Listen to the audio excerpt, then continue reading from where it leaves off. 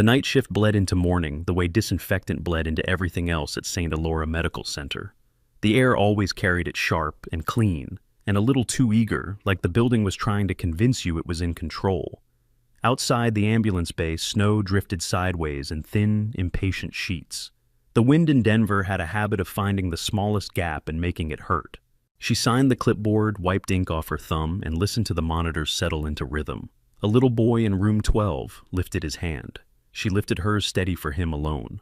Jordan Pierce stepped through the staff exit and let the door thump shut behind her. Fluorescent light washed out her face in the window glass for a second, then she was swallowed by the dark.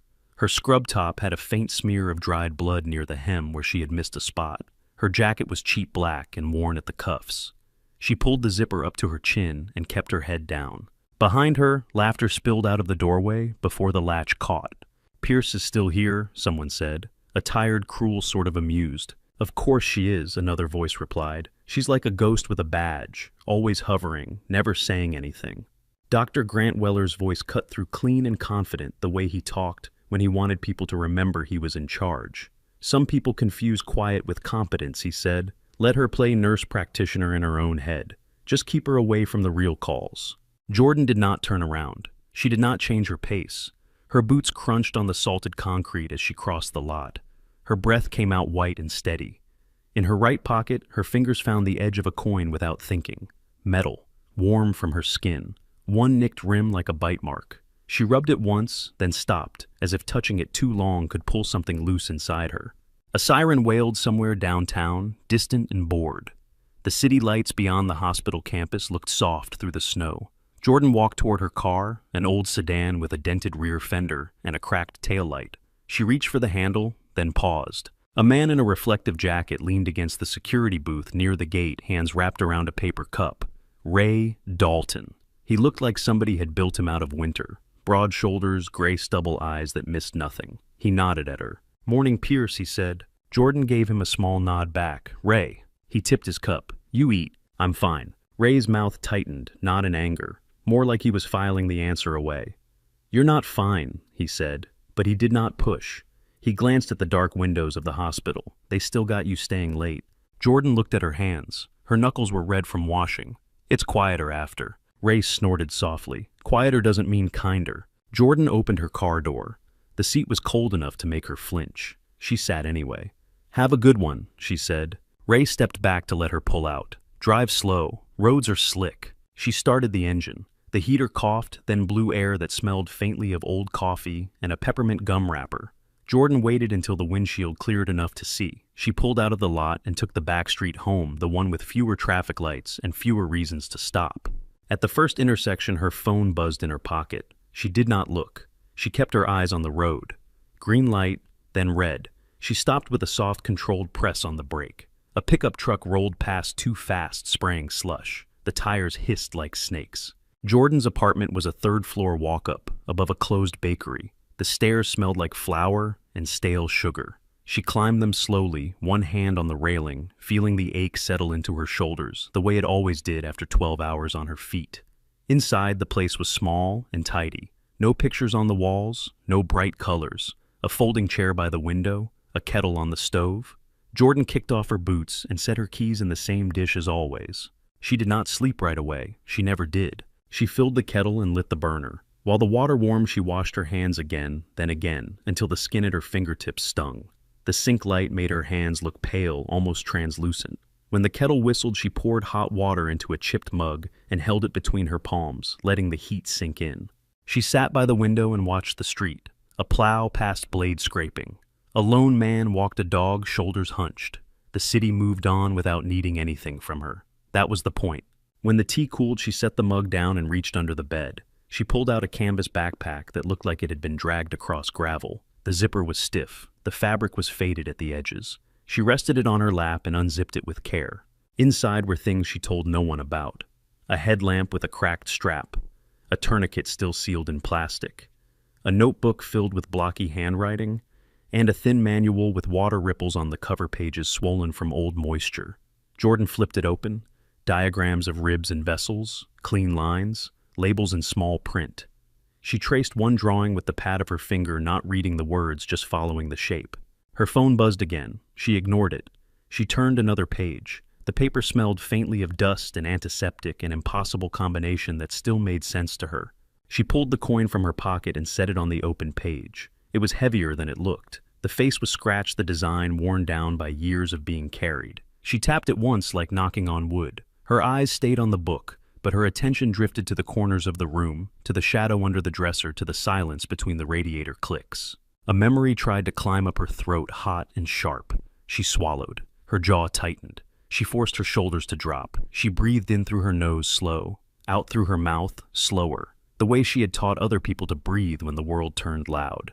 The room stayed quiet. No alarms, no voices, no hands pulling at her sleeves. Just the soft hum of the refrigerator and the far-off scrape of a snowplow. Jordan closed the manual, not gently, not hard, just final. She slid the coin back into her pocket and stood. The kettle was cold now.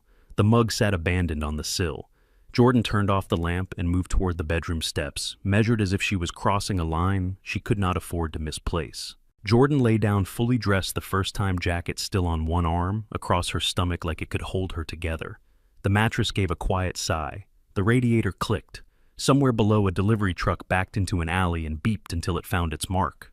She stared at the ceiling until the gray of morning thinned into a lighter gray. When her eyes finally closed, sleep came in pieces. Short, blunt, a hallway with too much light, a pulse that would not settle, a wet copper taste that did not belong in her mouth. She woke to the sound of her own breath, not a gasp, not a sob, just a sharp inhale like her body had yanked her back by the collar. The room was still. Her hands were clenched. She opened them slowly and flexed her fingers until the stiffness eased. The coin was in her pocket again. She had not remembered putting it there. Jordan sat up and swung her legs over the side of the bed. The floor was cold. She stood and walked to the sink, turned on the faucet, and let the water run until it warmed. She washed her face, then her hands again. When she looked up, her reflection stared back with the same steady eyes, the same controlled mouth.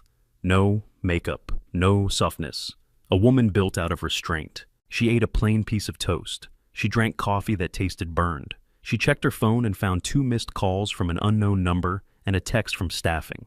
"Short tonight, can you come in early?" Jordan did not reply right away. She stood by the window and watched snow slide off a street sign in a thin sheet.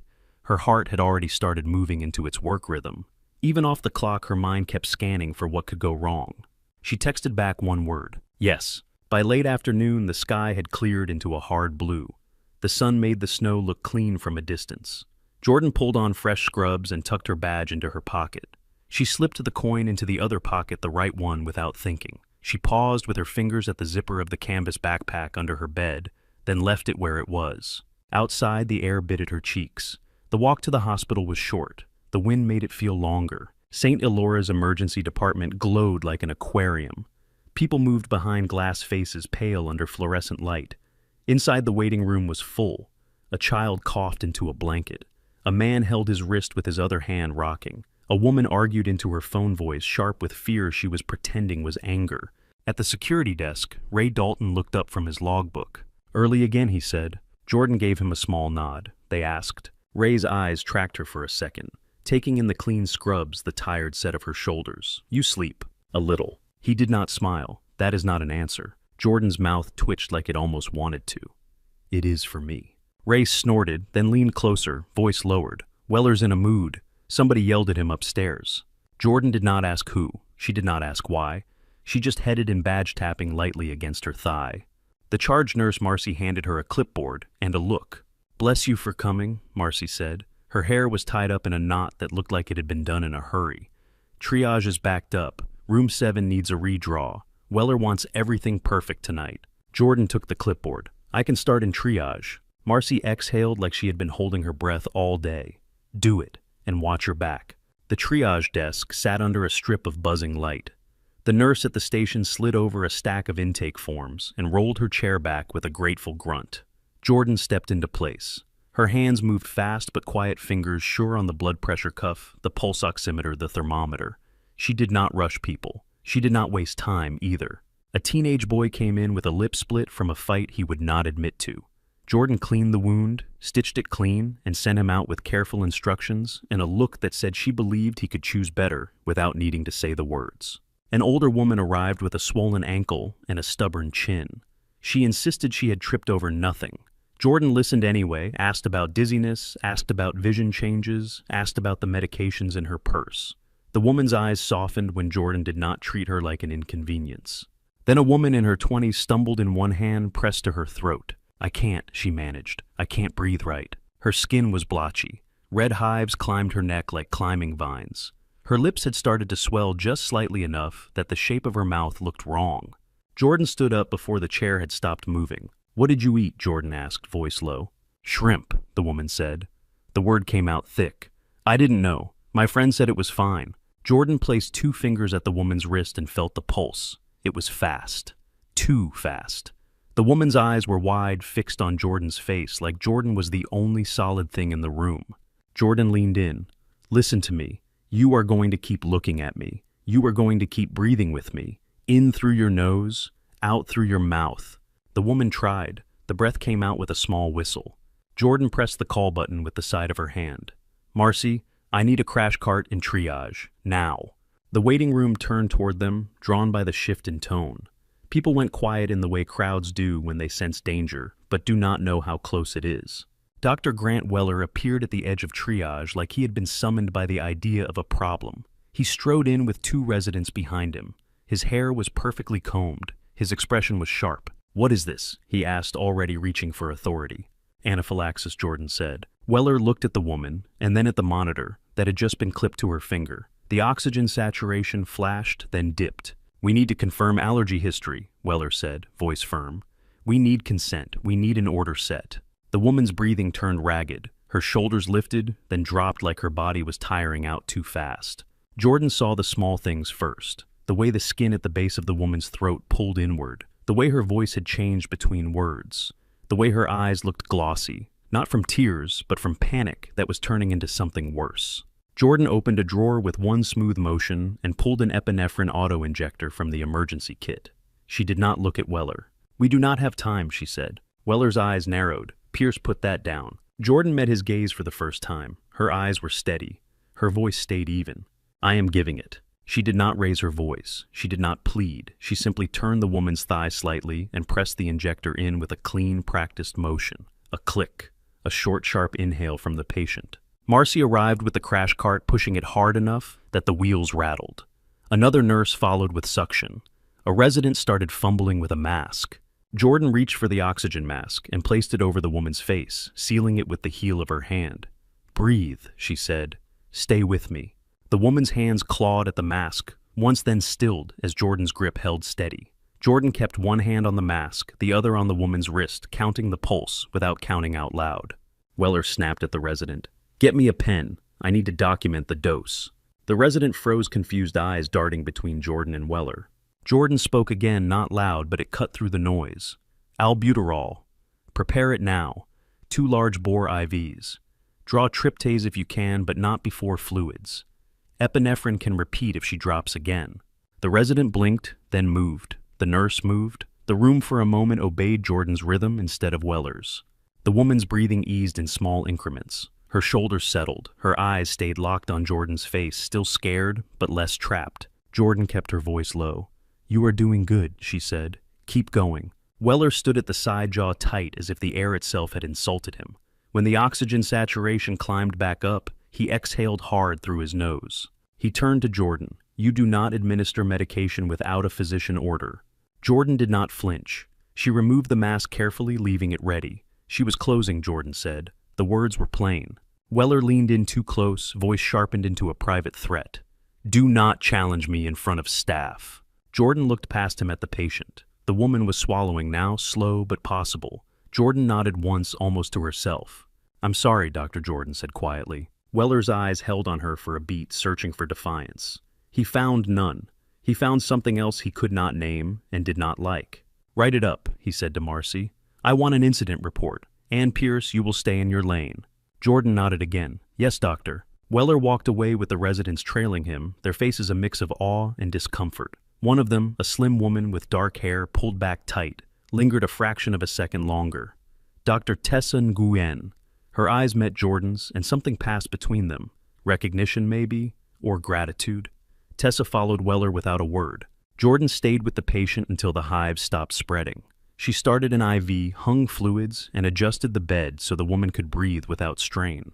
When the woman's voice returned enough to hold a sentence, she whispered, "Thank you." Jordan's expression softened, just slightly. "You did the hard part," she said. After the patient was moved to a monitored room, Jordan stepped back into triage. The waiting room had filled again. The air smelled like wet coats and anxiety. Jordan kept moving. Later, between cases, she caught sight of Weller through the glass of the nurse's station. He was talking to an administrator in a suit, gesturing toward a stack of forms with sharp, irritated motions. The administrator nodded too much, the way people do when they want to avoid conflict.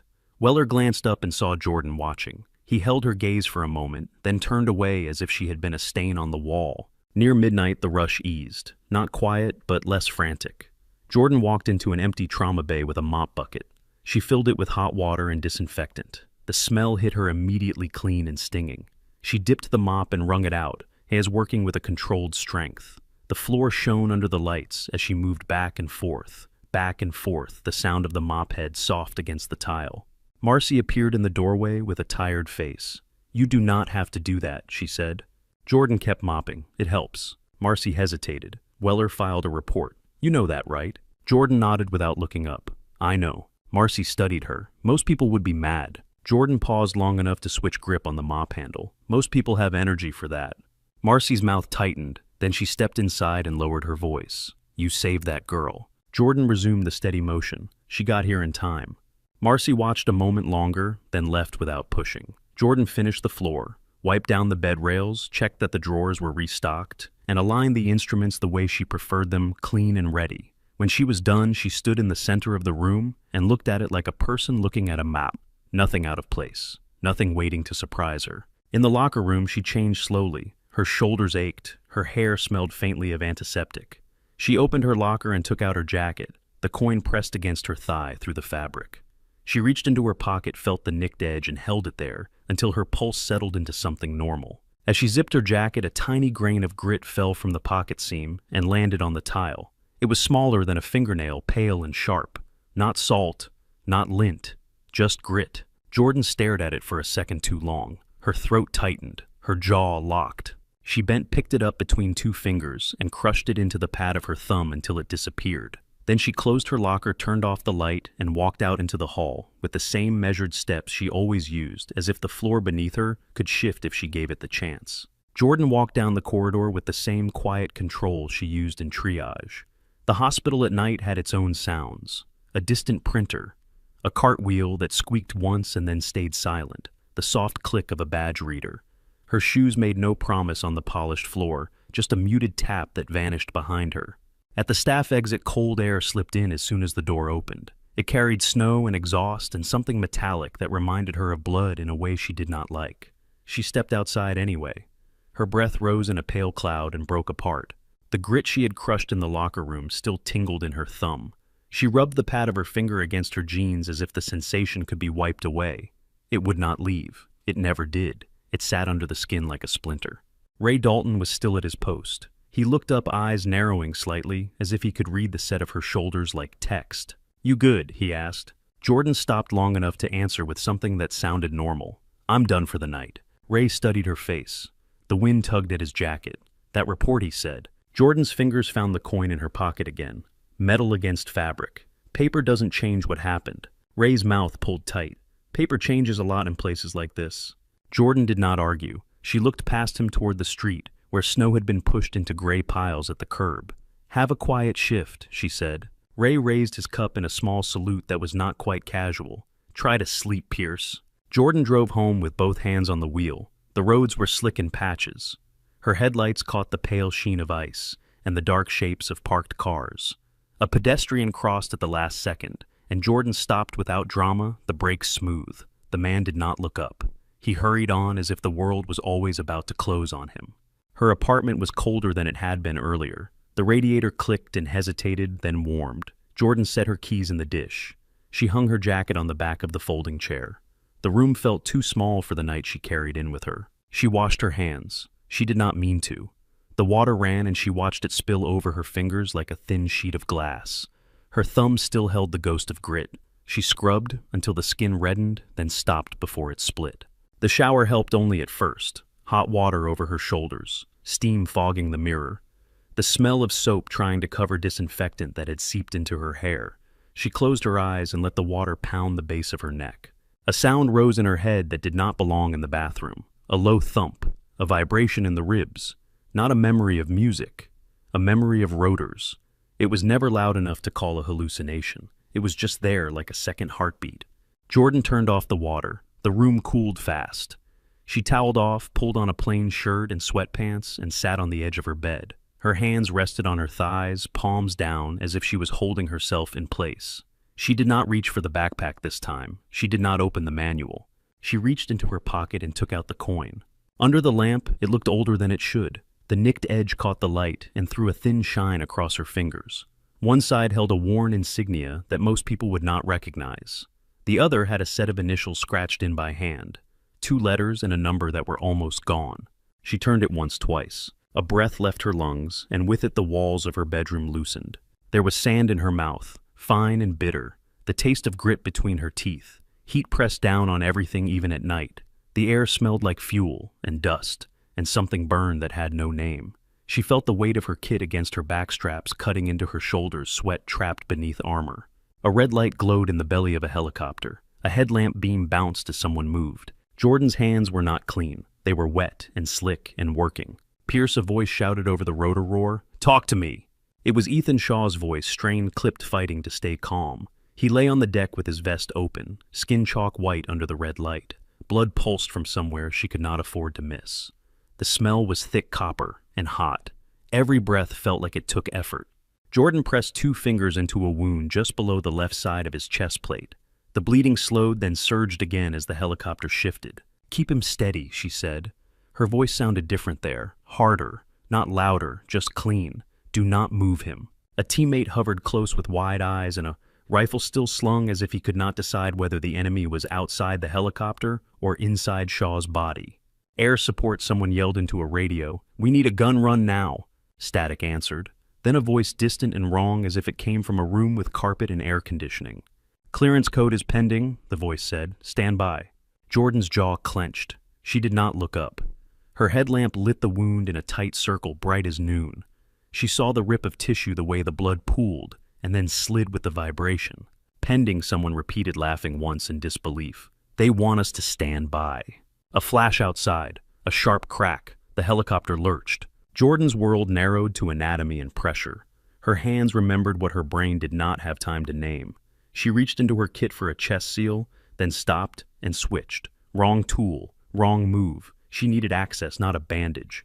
"Tourniquet," she said. "There is no tourniquet for a chest," a voice snapped back, panicked. Jordan did not argue. She pulled out a folded packet, tore it open with her teeth, and spread gauze with practiced speed. She braced her elbow against the deck for stability. She pressed, then shifted her fingers following the line of a rib until she found the exact point where the body gave away the truth. A soft place that should have been firm, a tremor under her touch. "Rib 5, she said under her breath, as if naming it kept it from moving. Ethan Shaw tried to speak. Blood flecked his lips. He coughed and winced, and Jordan saw his eyes track to hers with something that looked like apology. "Stay with me," Jordan told him. "Do not go quiet on me." Outside, gunfire chewed at the air. Inside, the rotor wash turned every movement into a fight. "Code still not cleared," the radio said again, calm as a weather report. A teammate shouted a name into the dark and got nothing back. Then came the sound Jordan never forgot. Not the boom, not the scream. The sudden absence of 3 voices at once, like somebody had switched off a room. The helicopter tilted hard. A sharp smell rushed in burning plastic and scorched earth. The red light flickered. Jordan did not look toward the open door. If she looked, she would lose the only thing she could still save. She forced her hands to stay steady. She slid a finger under the torn edge of the tissue, found the source, and clamped down with a tool she should not have been able to use in that space. Her kit was not built for comfort. It was built for seconds. Ethan's pulse jumped under her wrist. He sucked in air, thin but real. "Pierce," he rasped. "You are bleeding." Jordan looked down and saw her own forearm cut, blood mixing with his, impossible to separate.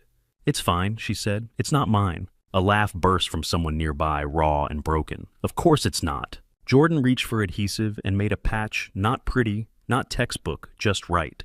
She placed it where it mattered most, adjacent to a scar she could already feel, beginning in her mind. She pressed until her fingers cramped. The helicopter shook again and the headlamp beam danced, but her hands did not slip. "Hold," she ordered. Someone held. When they finally landed, the night air hit her like a wall. Dust and heat, the smell of distant smoke. Voices running toward them, boots pounding. Jordan stepped out with Ethan's blood drying on her wrists. She saw bodies on the ground that should have been standing. She saw a hand without the arm attached. She saw a face turned the wrong way. A man in a clean uniform moved toward her with a clipboard. He looked at the scene, then looked back down at the page like he could keep reality contained inside boxes. "Who authorized the request?" he asked. Jordan stared at him, at the crisp paper in his hands, at the neat lines waiting for signatures. Her ears rang. Her mouth tasted like sand and metal. "Where was the air support?" she asked. The man blinked. "Clearance code was delayed." "Delayed," Jordan repeated. Ethan Shaw's hand found her sleeve. He was on a stretcher now, strapped down, eyes half open. His grip was weak but insistent. He pulled her close enough that only she could hear. "Do not let them do this to you," he whispered. "You did everything." Jordan wanted to answer. Her throat would not open. Later, in a different room, she watched men in uniforms talk over one another. She listened to words like protocol and chain and oversight. She watched them say names without looking at the empty chairs those names had left behind. She sat still. Her hands stayed folded. Her nails were clean again by then, but she could still feel blood under them. A week after, she stood in a medical office with fluorescent lights that hummed like insects. A personnel officer slid papers across a desk. The officer's voice was careful, rehearsed. "Lieutenant Commander Pierce," he said, "honorably discharged, effective immediately." Jordan stared at the rank on the paper, as if it belonged to someone else. The coin sat in her palm, hidden, biting into her skin. "Just right, nurse," she said. The officer frowned. "That is not accurate." Jordan looked up. Her eyes were dry. "Right, nurse," she repeated. In Denver, months later, she sat across from St. Elora's hiring manager, in a room that smelled like coffee and toner. The manager smiled too much and asked about her experience. Jordan answered in short sentences. She listed what the hospital wanted to hear. She did not mention Nightjar 6. She did not mention Echo Lantern. She did not mention the taste of sand or the weight of a man's chest under her hands. When the manager asked about leadership, Jordan shrugged and said she preferred to support the team. The manager nodded, relieved. The manager liked small answers. Back in her apartment, Jordan blinked and found herself staring at her bedroom wall. The lamp still glowed. The coin was still in her hand. Her thumb rested on the nicked edge, pressing as if she could grind it down into nothing. She set the coin on the nightstand and lay back. The radiator clicked again. A car passed below, tires hissing on slush. Her breath slowed, then caught for half a second before she forced it smooth. In the silence, she could almost hear the mop in the trauma bay. Back and forth, back and forth. A sound that meant the floor was clean. A sound that meant she had done something, even if nobody saw it. Jordan closed her eyes and kept them closed, holding her body still, until the room stopped feeling like it might tilt. Jordan kept her eyes closed until the room stopped tilting in her head. When she rose, she washed her hands, drank coffee that tasted like ash, and walked back to St. Elora with the coin heavy in her pocket. The waiting room television ran on mute. Captions crawled fast. Black ice, multiple collisions, Interstate 25. Jordan watched a helicopter shot of tangled headlights and twisted metal, then looked away before her mind could add sound. At the charge desk, Marcy shoved a clipboard at her. "We are about to get hit," she said. "Chain reaction crash. They are sending everyone to us because the other ER is diverting." Jordan pulled on gloves. "How many trauma bays are ready?" "One," Marcy said. "Weller wants the rest spotless for inspections." The first siren arrived like a knife. The ambulance doors burst open, and cold air rushed in with the smell of wet asphalt and diesel. Paramedics rolled a gurney through the sliding doors. The patient's face was gray lips, parted eyes, unfocused. "Male 47, the medic called. Restrained driver, hypotensive, suspected internal bleed, airway compromised." Jordan was at the rail before the bed stopped. Radial pulse was gone. Carotid was a thread. Dr. Grant Weller swept in behind them, crisp and loud. "Monitors, labs, type and cross, call CT, move." A second gurney followed, then a third. A young woman with blood in her hair. An older man clutching his chest, breathing in wet stutters. The bay filled with people and noise and plastic tearing open. Weller took the head of the first bed and reached for the laryngoscope. The oxygen number dipped. 90, 85, 81. Intubation, the respiratory therapist said. I know, Weller snapped and slid the blade in. Jordan watched the patient's neck, swelling at the base of the throat, the trachea pulled off center, a bruise blooming fast, deep and dark. Weller tried once, cursed and pulled back. Suction? The line clogged. The therapist fumbled. Weller went in again, pushing harder. The patient's chest stayed flat. The monitor screamed. Jordan leaned close. Stop, she said. You are not in the airway. Weller did not look at her. Pierce, stand back. Jordan did not move. She put 2 fingers on the throat, felt the landmarks. Cartilage, soft space, shifted midline. He is displaced, she said. You will not get it from above. Weller's jaw tightened. You are a nurse. The oxygen number slid into the 70s. The patient's lips turned blue. The therapist looked between them, waiting. Jordan opened the airway kit on the cart. Her hands moved with quiet precision. Marcy appeared at the doorway and froze. Jordan, Marcy whispered. Hold him still, Jordan said. Weller stepped toward her. Absolutely not. That is physician only. Jordan met his gaze. Then be a physician, she said. Get air into him. Weller hesitated for half a beat. Jordan picked up the scalpel. The cut was quick and clean. She inserted the tube, angled it, secured it. She squeezed the bag. The chest rose. The monitor softened into a steady beep. Oxygen climbed. 81, 86, 90. Nobody spoke. The bay held still around the sound of breath returning. Weller stared at the tube, then snapped into command. Document time. Confirm identification. Wristbands verified. Now. A clerk fumbled with labels. A scanner chirped, then failed. Someone swore and tried again. Tessa Nguyen slipped in beside Jordan, eyes wide but focused. She handed Jordan gauze without being asked. Pressure dressing, Jordan said, and call blood. Weller turned on Jordan low enough that only she could hear. You just made me liable. Jordan kept her gaze on the patient's face color, returning by degrees. He has air, she said. Weller walked away.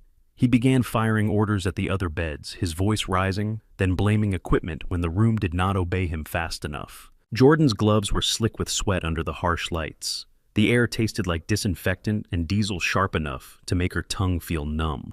She slid her hand into her pocket for 1 second and pressed her thumb to the nicked edge of the coin, not looking down, just feeling the bite of metal. In, out, in, out. The rhythm steadied her shoulders. Tessa hovered close as they moved to the next bed. How did you know to cut there? She asked, voice low, as if asking too loudly might break the spell. Jordan tightened tape on the airway tube. Because he stopped moving air, she said. Tessa held her gaze for a beat, then nodded and turned back to work. Another ambulance rolled in with a child on the stretcher. His mother ran beside the gurney, eyes wild. Jordan guided her to the wall where she could still see. Stay here, Jordan said. Watch his lips. Tell me if they change. The mother nodded, gripping the edge of her coat like it was a rail. Across the bay, the young woman with blood in her hair began to cough.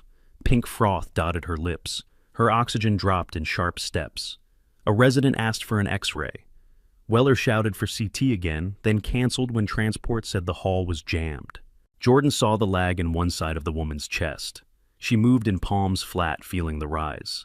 She has a pneumothorax, Jordan said to Tessa. Needle kit. Tessa hesitated. Weller did not order it. Jordan's eyes stayed on the patient. Get it. Tessa returned with the kit. Jordan decompressed fast. A sharp hiss of trapped air escaped. The woman's breaths deepened. The monitor steadied. Weller spun toward them. Who did that? She was collapsing, Jordan said. Weller's eyes flicked to a suited administrator hovering near the station, then back. Do not freelance, he snapped. Jordan adjusted the dressing and kept a hand on the woman's shoulder until the panic eased from her eyes. The surge dragged on. The blanket warmer emptied. Hot packs became currency. Jordan taped them in place so they would not slide. She kept the child's mother talking short answers, steady voice, until the boy's grip returned around Jordan's finger. When the flow finally thinned, the department sagged. The bay looked wrecked. Torn wrappers, bloody gauze, the air thick with disinfectant and sweat. Weller strode into the nurse station with a stack of forms and a tight smile. He slapped them down. Incident report. 2. Unauthorized procedure. Failure to follow chain of command. And one chart is missing a full identification sequence. Jordan wrote her notes in small, neat lines. The patient needed air. Weller's laugh was short. He needed a doctor. Marcy leaned on the counter, exhausted. You watched him crash. Weller's eyes flashed. Do not call me that in public. He jabbed a finger at the papers. "This place runs on protocol." Jordan capped her pen and lifted her gaze. Her voice stayed calm. "If you want to discipline me, do it," she said, "but do not pretend your hesitation was a plan." Silence hit the station. A few nurses stopped moving. Tessa paused with a chart in her hands, eyes fixed on the floor. Weller's face reddened. He lowered his voice. "You are replaceable. Remember that." Jordan's expression did not change. "Okay." Weller walked off stiffly. Jordan stayed after her shift. The trauma bay needed to be reset. She filled a bucket with disinfectant. The smell rose sharp and familiar. She mopped in slow, methodical strokes until the floor shone. She wiped down rails and monitors, restocked drawers, aligned instruments in straight lines. The work did not argue. Ray Dalton appeared in the doorway, hands in his jacket pockets. He watched her for a moment.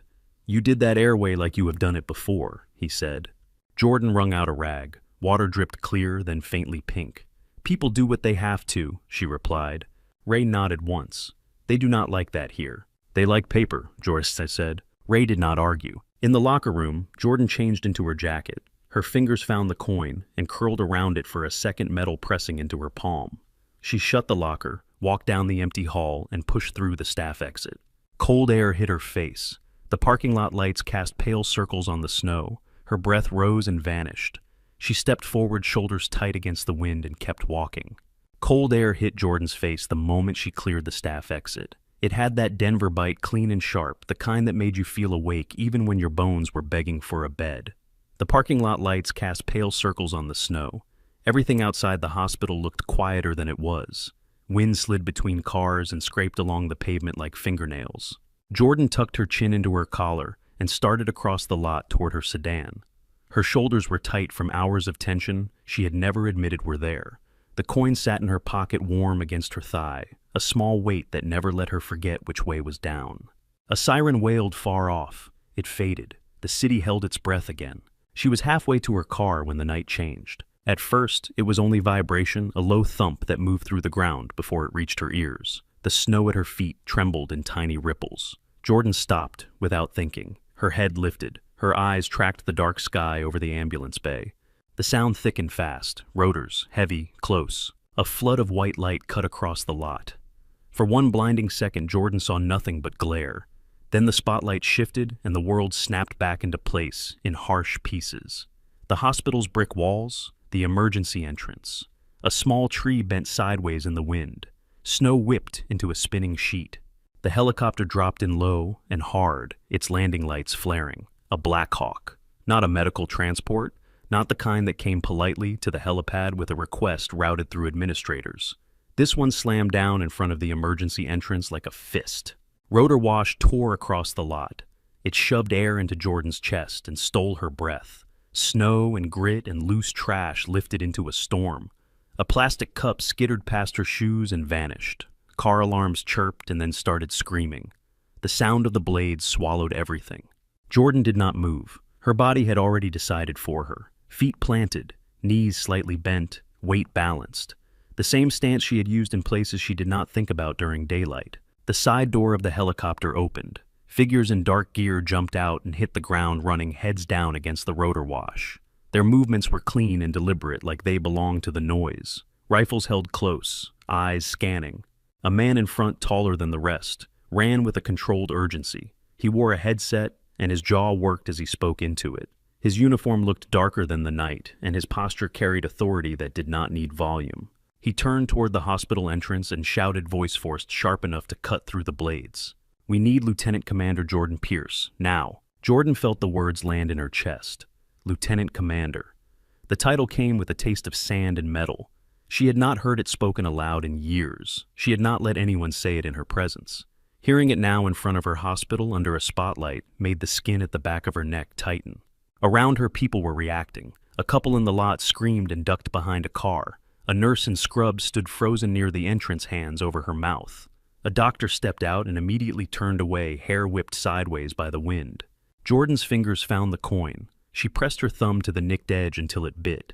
Her breathing stayed even, but her heart began to hammer a different rhythm, older and crueler. The team fanned out. One ran to the security booth. Ray Dalton stepped out, bracing himself against the wind. His cap threatened to fly off. He held it down with one hand and pointed with the other. Jordan's stomach Jordan's stomach dropped. Ray pointed straight at her. The lead man followed the gesture. The spotlight swung. It pinned Jordan in the open. Snow glittered around her like shattered glass. Her cheap jacket flapped against her legs. Her hair was still damp at the edges from sweat that had dried in the locker room. The lead man moved toward her at a run, then slowed to a walk as he got close. He stopped 3 feet away, planted his boots, and did something that felt wrong in a parking lot under screaming blades. He stood at attention. He brought his hand up in a crisp salute. The others saw it and responded without hesitation. A line of men in dark gear snapped into stillness long enough to salute a woman in worn boots and a hospital badge. Jordan's throat tightened. Her vision narrowed. The hospital behind them seemed far away like a set piece. The lead man dropped his salute and spoke, voice low but firm. "Lieutenant Commander Pierce," he said. "Chief Logan Mercer, Special Operations Medical Extraction, we need you." Jordan took a step back before she could stop herself. Her heel bumped the edge of a parking curb. The cold bit through her shoes. "You have the wrong person," she said. The words came out steady even as her pulse climbed. "I am a nurse. I work here." Mercer's eyes stayed on her face. Not angry, not impatient. Focused. Like he was measuring her in a way that had nothing to do with scrubs or badges. "We do not have the wrong person," he said. "Commander Ethan Shaw is critically injured. He requested you by name." The coin pressed into Jordan's palm. She felt her fingers curl around it like a reflex. Ethan Shaw. Hearing that name out loud did something to her posture. It pulled her shoulders back and then tried to fold them inward at the same time. She swallowed. "There are military surgeons," she managed. "There are hospitals." Mercer leaned closer so she could hear him. Rotorwash shoved his words sideways, but he kept his mouth near her ear level. "He is losing pressure," Mercer said. "Internal trauma. Complicated. They cannot locate the bleed. It is near an old repair. He said only you know where." Jordan's eyes flicked to Mercer's face, then past him to the helicopter. The open door looked like a mouth. The inside was red-lit and waiting. "It is not possible," she said, and hated how much it sounded like pleading. Mercer's voice stayed calm. "He said you would try to talk your way out of it. He said I should ignore that." Jordan's breath caught. She stared at the dark line of Mercer's jaw, at the small frost forming on his collar. He looked like a man who did not waste time with emotion, but his eyes held a flicker of it now. Not fear, not pity, respect with an edge of desperation. Behind Mercer, Ray stood near the security booth, shoulders squared against the wind, watching Jordan like he was holding the space for her to make a choice. His face was tight. He looked like he wanted to say something and knew he should not. The hospital doors opened again. A burst of warm air spilled out, carrying disinfectant and voices. Dr. Grant Weller stepped out, flanked by 2 residents and a nurse who looked terrified. Weller wore his white coat like a flag. He had not bothered to button it. The wind snapped it behind him. He took in the helicopter, the soldiers of the spotlight. For half a second his expression slipped. Not disbelief, calculation. Then he walked forward, chin lifted. "Hey!" Weller shouted, voice strained against the rotors. "You cannot be here. You need to clear this through administration. This is a hospital." Mercer did not look at him. Weller moved closer, angry now that the attention was not his. "That woman is not authorized," he called, pointing at Jordan. "She is a junior nurse. She has no clearance to do anything beyond basic care." Mercer turned his head slowly. The movement was small, but it shifted the energy around him. Weller's voice faltered without understanding why. Mercer's gaze settled on Weller, cool and flat. "Dr. Mercer said, and it did not sound like respect. It sounded like a label he was reading off a file. Step back." Weller scoffed. "You do not get to order me in my own emergency department." Mercer took 1 step toward him. He did not raise his voice. He did not threaten. He simply spoke with a steadiness that made the words feel heavier than shouting. "This is a priority medical extraction," Mercer said. "Requested by a commissioned officer who is currently dying. Your feelings are not part of this." Weller's face flushed. He glanced toward the residents behind him, searching for support. Their eyes avoided his. The nurse looked at Jordan with something like awe and confusion mixed together. Weller tried again. "You need a physician," he snapped. "If you take her and something happens, this institution will not be liable." Mercer's mouth tightened almost a smile, and not at all friendly. "Liability," Mercer repeated, tasting the word like it was foreign. Then he looked back at Jordan, and his voice softened just enough to cut through the noise for her. "He asked for you," Mercer said. "He was clear." Jordan's hands were shaking. It was subtle. She felt it more than she saw it. She made a fist and forced it still. The coin dug into her palm. Weller stepped closer to her now, trying a different angle. His voice lowered as if they were alone. "Pierce," he said, "do not do this. You are going to embarrass yourself. You are going to embarrass this hospital. You do not have the authority to act like a surgeon." Jordan looked at him. His eyes were bright with anger, and something else, a tight fear he hid behind certainty. The same fear she had seen in residence when a patient crashed right before they reached for a form instead of a pulse. Jordan's voice came out quiet. "Move," she said. Weller blinked. He had not expected that. He stared as if he was waiting for her to apologize. Mercer spoke again, this time to Weller, voice sharp enough to end the conversation.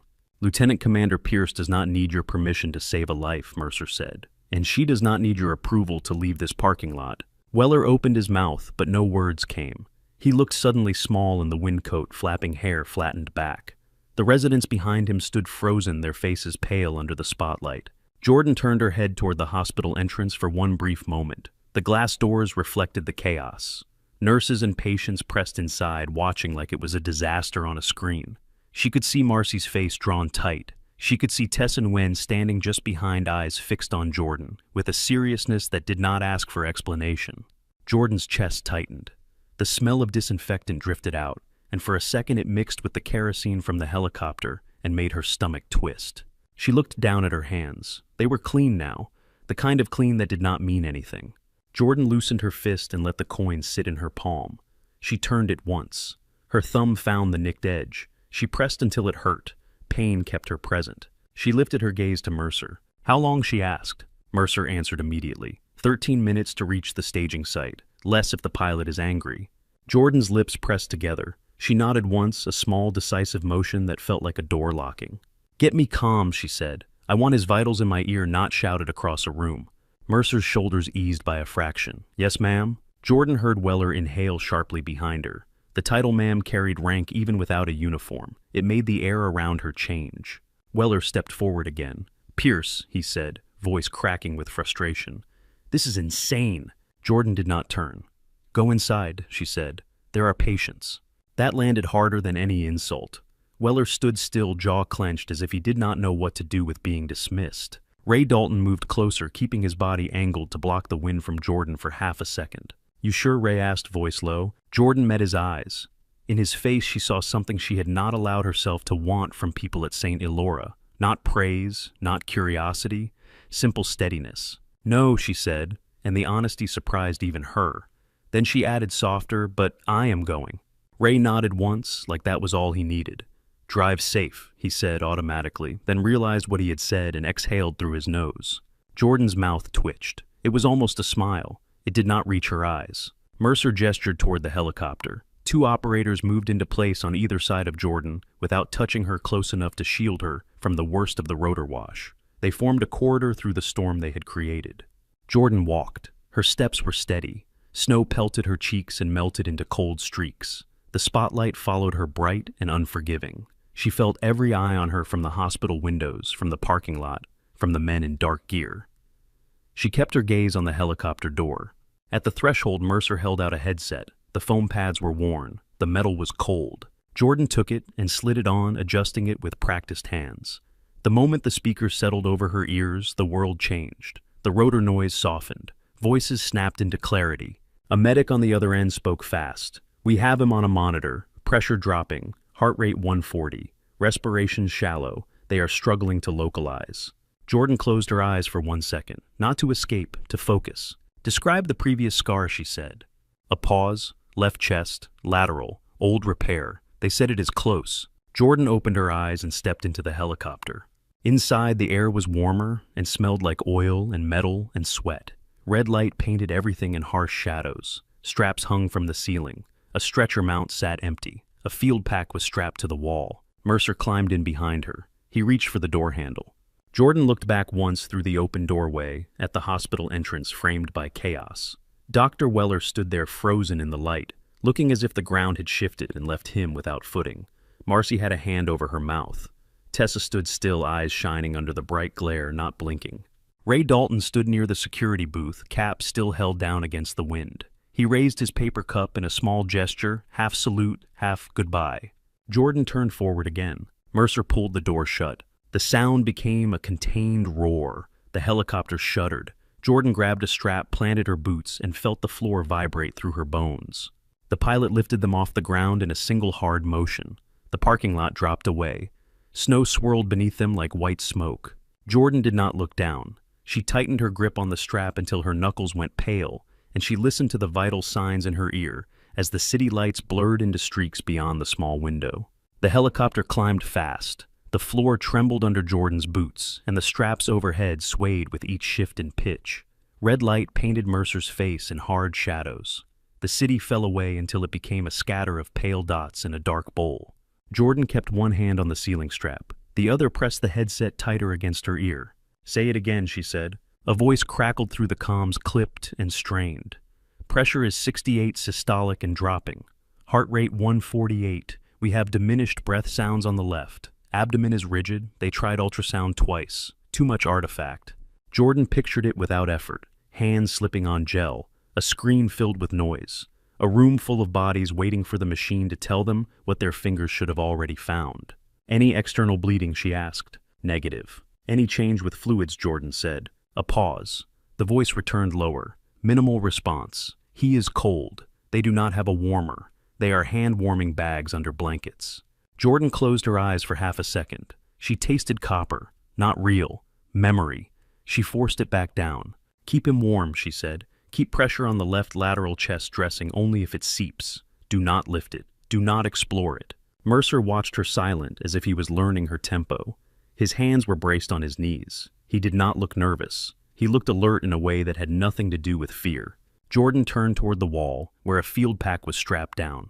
She unbuckled it and pulled it into her lap. The buckle snapped open with clean, familiar clicks. The smell that rose from the pack was a mix of nylon and alcohol swabs and old dust. It hit her like a door opening. She started laying items out on the bench seat beside her. Gauze packs, tape, hemostatic dressing, a compact suction unit with a low battery light already blinking, a small kit labeled airway. Mercer leaned in. "We can get you whatever you need," he said. "Tell me." Jordan did not look at him. She was counting what she had. "I need warmed fluids," she said. "We have saline," Mercer replied. "I said warmed," Jordan answered flat. "Cold fluid worsens coagulopathy. It worsens shock. Do you have a fluid warmer?" Mercer hesitated. "No." Jordan nodded once. "Then I need 2 medics ready to hand warm and hand pump. I need them rotating. Nobody gets tired, and nobody gets sloppy." Mercer's jaw tightened. Done. Jordan reached deeper into the pack and found a headlamp. She tested it. The beam cut through the red cabin light in a sharp white circle. She clicked it off and set it beside her. Her fingers moved to the tourniquet she kept seeing in her mind. She had one in the pack sealed, useless for a chest, but her hands paused on it anyway, like touching it kept her anchored. Mercer leaned closer, voice lowered. "The base surgeon is good," he said, "but he said the injury pattern is strange. He said Shaw kept repeating your name." Jordan kept her gaze on the equipment. "He repeats names when he is scared," she said. Mercer blinked at that. "Is he scared?" Jordan finally looked at Mercer. The red light made her eyes look darker. "He is human," she said. Then she looked away again. The helicopter hit a pocket of turbulence. The strap in Jordan's hand snapped taut. Her shoulder jolted. The pack on the bench slid and she caught it before it fell. Mercer steadied himself and reached to secure the loose items with a bungee cord. He moved with competence, no wasted motion. Jordan watched him do it and filed it away. People like him understood the value of quiet. A new voice came over comms, sharper and younger. "Commander Pierce, this is Petty Officer Sato. I am on Shaw now. His skin is mottled. Cap refill is poor. He is in pain but not fully lucid." Jordan adjusted the headset mic closer to her mouth. "Sato, look at his left chest. Do you see an old scar?" "Yes," Sato said. "It runs under the pec curving laterally. It is faint, like it was done fast." Jordan's throat tightened. She did not let it change her voice. "Do not press on the scar," she said. "Press just inferior to it 1 finger width and tell me if you feel crepitus." "A beat?" "Yes, light crepitus." Jordan nodded to herself. "That tells you air is tracking. He may have a leak. Do not needle him unless he decompensates. If you needle, go 2nd intercostal, mid-clavicular, or 5th intercostal, anterior axillary, but be careful. He has a previous repair." Sato exhaled. Understood. Jordan clicked the mic off and sat back. The coin in her pocket felt heavier now, as if it had absorbed the words. She slipped her hand into the pocket and wrapped her fingers around it. The nicked edge cut into her skin. Mercer watched her hand disappear into the pocket. He did not comment. He asked instead, "What do you need from me right now?" Jordan took a slow breath, in through her nose, out through her mouth. She made it look casual. It was not. "I need facts," she said. "Not opinions, not paperwork. Facts. What is the weather at the landing zone?" Mercer tapped his headset. "Cold, wind gusts, visibility fair." "I need the pressure altitude," Jordan said. Mercer repeated it into the mic. A moment later, a pilot's voice came back calm and bored the way good pilots sound. "Elevation around 5,400, pressure altitude trending higher, gusting from the northwest." Jordan did mental math without moving her lips. Higher altitude meant thinner air, harder ventilation, harder oxygenation. She looked at the small oxygen tank strapped near the door. "How much oxygen do you have?" she asked. Mercer glanced. 2 small tanks, not full. Jordan nodded. "Then we do not waste it," she said. "No one panics and cranks flow for comfort. We use it for need." Mercer's eyes held hers for a second. "You talk like you have done this 100 times. Jordan looked down at the equipment again. "Enough," she said. The comms crackled. Sato's voice returned tighter. "Commander, his pressure just dropped again. 60 systolic.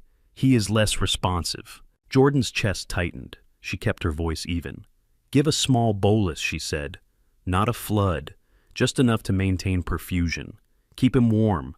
If you have tranexamic acid, give it. If you do not waste time looking." "We have TXA," Sato said quickly. "Good," Jordan replied. "Give it." Another jolt rocked the aircraft. The red cabin light flickered once, then steadied. A warning tone chirped and cut off. Mercer looked up. "Comms are getting rough," he said. Jordan felt it too. The voices were thinning, breaking into static. The world outside the small window was only dark and snow haze. She leaned toward the headset mic and spoke carefully, slow enough to cut through interference. "Sato, if I lose you, do not change anything without a clear trigger. Warmth, pressure, minimal movement. Keep the dressing intact." Static answered. Then Sato's voice faint. "Copy." The line went dead. Jordan stared at the headset for a beat. She did not swear. She did not show panic. She reached up and slid the headset off, set it on the bench, and sat very still. Mercer watched her. "We will get it back." Jordan shook her head once. "Maybe," she said, "but we do not rely on maybe." She pulled a small notebook from the pack and opened it on her knee. The pages were filled with tight handwriting and simple sketches. She drew a quick outline of a rib cage, then marked a curved line where the old scar would be. She circled a point near the 5th rib and paused. Mercer leaned in, careful not to jostle her. "That is where the repair is." Jordan did not answer directly. She traced the circle once with the pen tip. "This is where a mistake becomes fatal," she said. Mercer's voice lowered. "Is that what you are afraid of?" Jordan's eyes stayed on the page. "I am not afraid of blood," she said. "I am not afraid of working. I am not afraid of being blamed." She shut the notebook with a soft snap. "I am afraid of hesitation," she added. Mercer held her gaze. His face was calm, but his eyes sharpened, as if that word translated into something personal. He nodded once. "Then we will not hesitate," he said. Jordan turned to the pack again. She checked the suction battery, then set it aside, and reached for manual suction tubing as backup. She rolled tape onto the edge of the bench for quick grabs. She laid gauze in stacks. She tested the headlamp again and clipped it to her collar since she was not wearing a helmet. Her hands moved with an economy that looked almost like calm. Her breathing stayed measured, in through the nose, out through the mouth. She did it twice, then stopped before it looked like a ritual. Mercer shifted and pulled a small plastic pouch from his vest. "This is all we have for sterile field," he said, offering it. Jordan took it. It held 2 drapes and a handful of antiseptic wipes. Not enough. She nodded anyway. "It is something," she said. She wiped the bench with one swipe, then another, the smell of alcohol cutting through fuel and sweat. The helicopter began to descend. Jordan felt it in her stomach first, then in the change of vibration through the floor. The rotor wash sound altered deeper and closer, as if the air thickened beneath them. Mercer spoke into his mic. "Ground, this is Vulture 2. We are 2 minutes out. Clear the zone." A voice answered muffled. "Zone is hot. We are clearing now." Jordan tightened the strap around the pack and stood. Her knees bent to absorb the motion. She grabbed the headlamp and slid it onto her forehead, adjusting the strap until it sat firm. The white beam cut across the cabin wall and steadied. Mercer watched her and said quietly, "You are different now." Jordan met his eyes. The red light made her look carved out of shadow. "I am the same," she said. "I just stopped pretending." The aircraft dropped lower. Through the window, Jordan caught a glimpse of floodlights on snow, a wide-open pad figures moving fast in heavy coats. The landing gear hit hard, and the cabin jolted. Jordan braced eyes forward, headlamp on, hands ready. The door latch clicked. Cold air knifed in before the door even opened. It carried the smell of burned powder and wet earth. The noise outside was sharper than the helicopter human voices shouting into the wind. Mercer reached for the handle. Jordan wrapped her fingers around the coin one last time, then let it go. She stepped toward the door as it swung open, and the white glare from the floodlights poured in. Cold hit Jordan's teeth the instant she stepped into the open door. Floodlights washed the landing zone in a hard white glare that made every moving shadow look sharp. Wind tore across the pad and shoved loose snow into spirals. The smell was wrong for Colorado. Burnt powder, hot metal, jet fuel. It did not belong in mountain air, and her body did not care. It recognized it anyway. Mercer jumped down first boots, finding the ground with a solid thud. 2 operators flowed out after him, scanning left and right with heads low. Jordan followed, one hand gripping the strap above the door. The rotor wash slammed into her chest. Her jacket snapped against her legs. She planted her boots, bent her knees, and stepped clear of the skids. Voices rose through the wind, short calls, names, orders that sounded like they had been yelled 1,000 times and never wasted a syllable. A line of figures in heavy coats and tactical gear ran toward them from a cluster of tents and vehicles. Their faces were partially covered, eyes narrowed against the cold. One of them shouted as he ran, "She is here. Clear the triage lane." The group split. Without anyone telling them how, they formed 2 lines that created a narrow corridor from the pad to a lit area beside a canvas shelter. It was not ceremony. It was necessity. The corridor kept people from colliding in the wind and noise. It also did something else. It made a path. Jordan felt their eyes on her, not the curious kind she got at St. Elora. These eyes did not measure her by her badge or her jacket. They measured her by what she might do in the next minute. Mercer moved to her side close enough that his body shielded her from the worst gusts. He pointed ahead. "Stretcher is under that light," he said.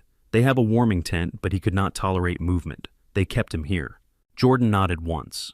Her headlamp beam cut across the snow, then steadied on the corridor. She walked into it without looking left or right. As she moved, the helicopter noise fell behind her. Wind took over. The flap of canvas, the clink of metal. A generator hum that sounded strained. Someone coughed. Someone swore softly when a glove slipped. The stretcher sat under a portable light tower. Its glow made the blood on the sheet look almost black. Ethan Shaw lay strapped down his chest, wrapped in a thick dressing that had been reinforced with tape. His face was pale lips, dry eyes half open. A medic crouched at his left side, one gloved hand pressed near the dressing, the other holding an IV line that ran to a bag tucked under a blanket. Another medic stood at the head squeezing a bag valve mask in slow controlled breaths. Jordan stepped to the stretcher and the world narrowed.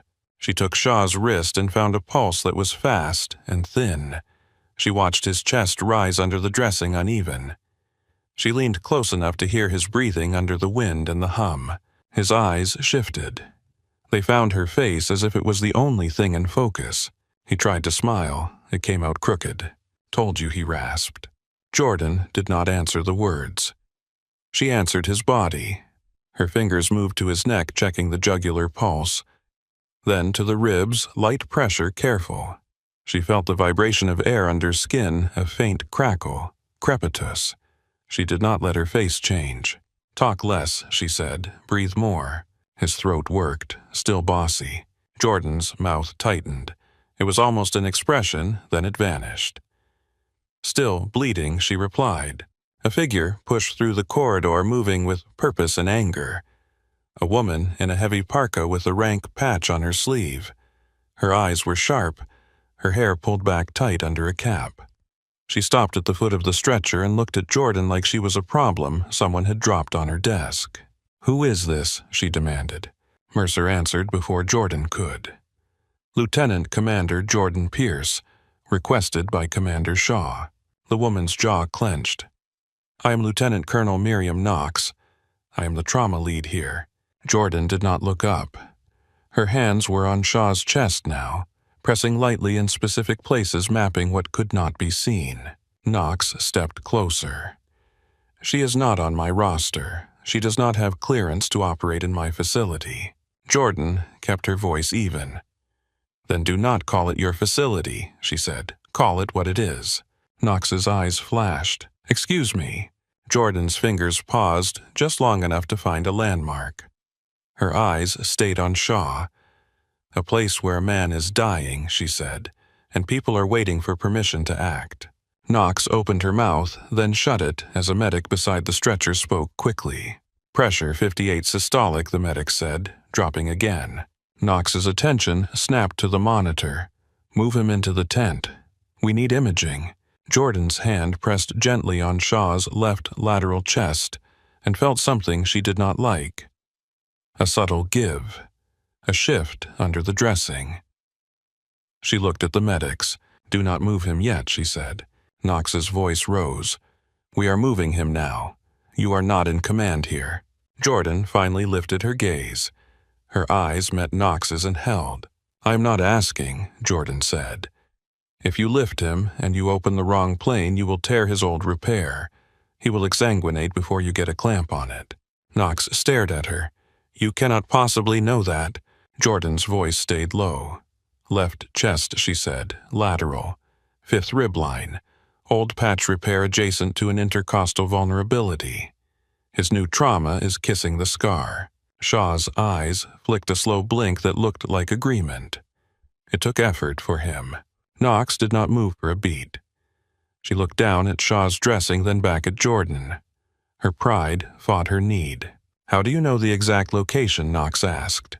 Jordan reached into her pocket and pulled out the coin. She did not hold it up like proof.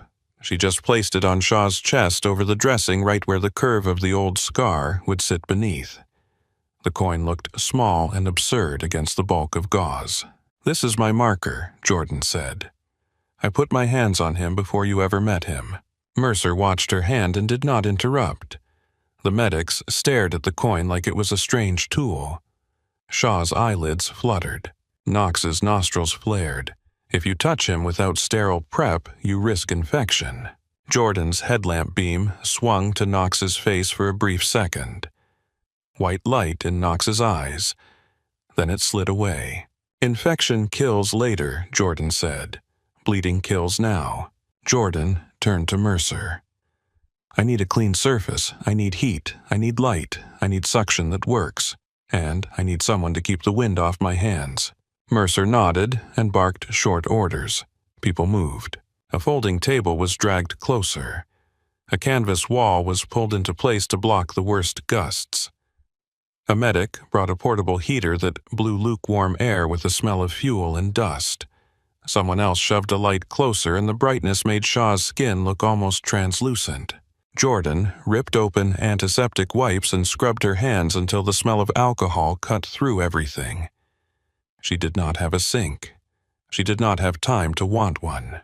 She wiped Shaw's skin around the dressing, working fast, careful. She looked at the medic holding the bag valve mask. Name, Jordan said. Petty Officer Sato, the medic, answered immediately, eyes locked on her. Jordan nodded once. Sato, keep his ventilation steady. Do not chase numbers. Just keep him moving air. Sato swallowed and nodded back. Yes, ma'am. Jordan turned to the other medic. You? She said.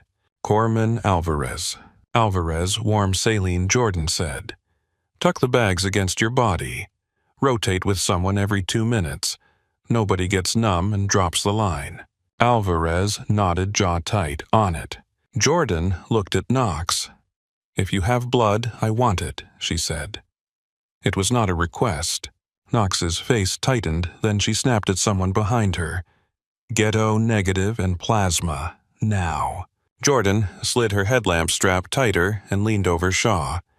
She placed 2 fingers at the edge of the dressing and applied light pressure, reading the response. Shaw flinched a faint twitch. Pain, he whispered. I know, Jordan said. Stay with me.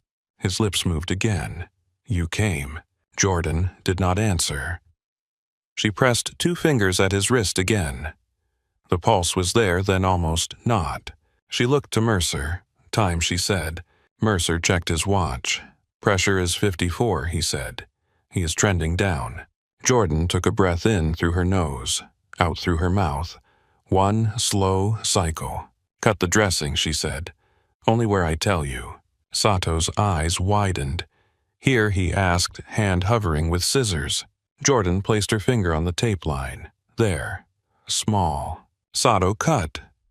Jordan peeled back just enough to expose skin and the faint curve of a scar beneath. The scar was old, pale, slightly raised.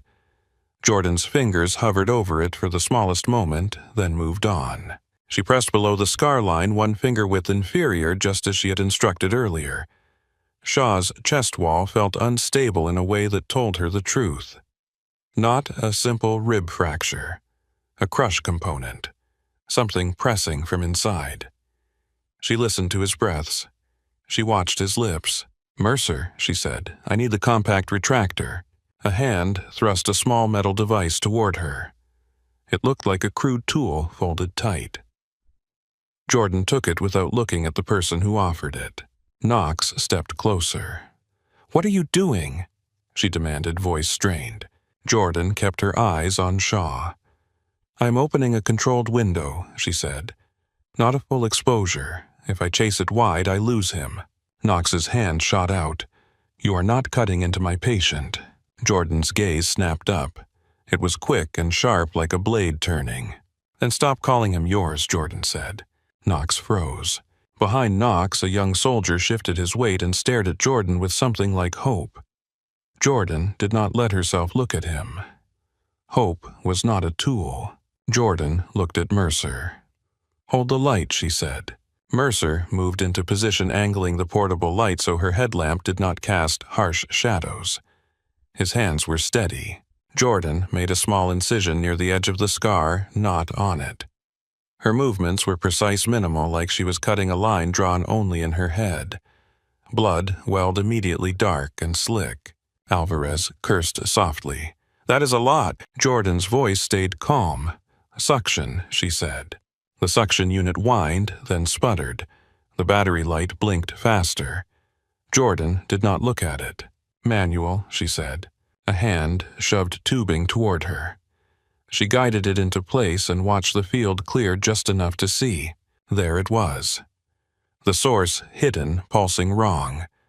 A deep laceration along an intercostal vessel tucked behind the tissue that wanted to swell and close, then burst again. Jordan's fingers moved.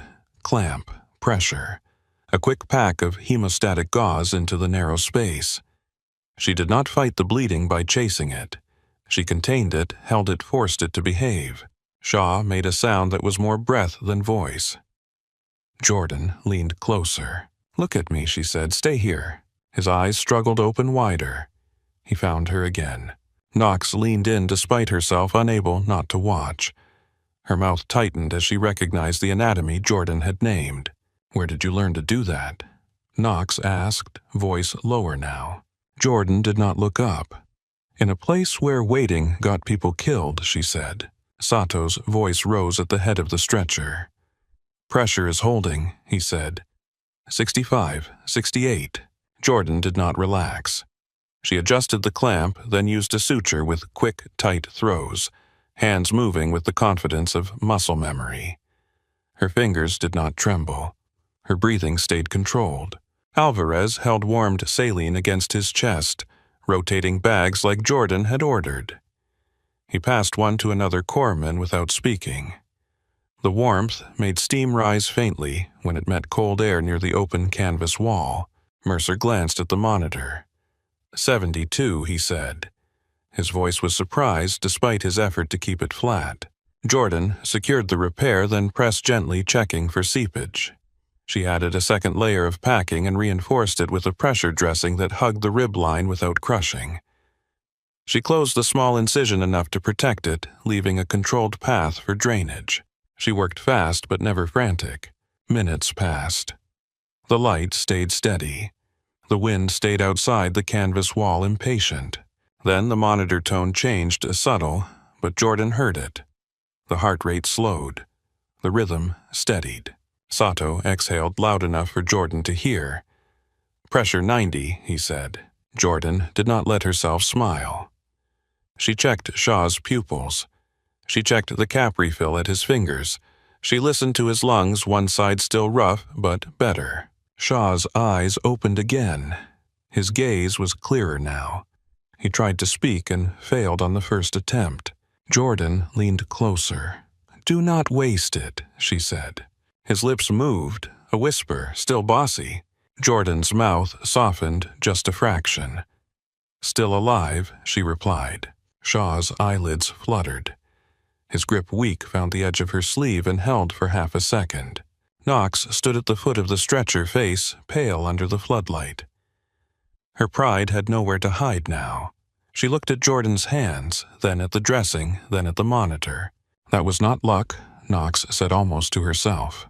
Jordan wiped her gloves on a clean gauze pad, then stripped them off and tossed them into a bag. Her hands were damp.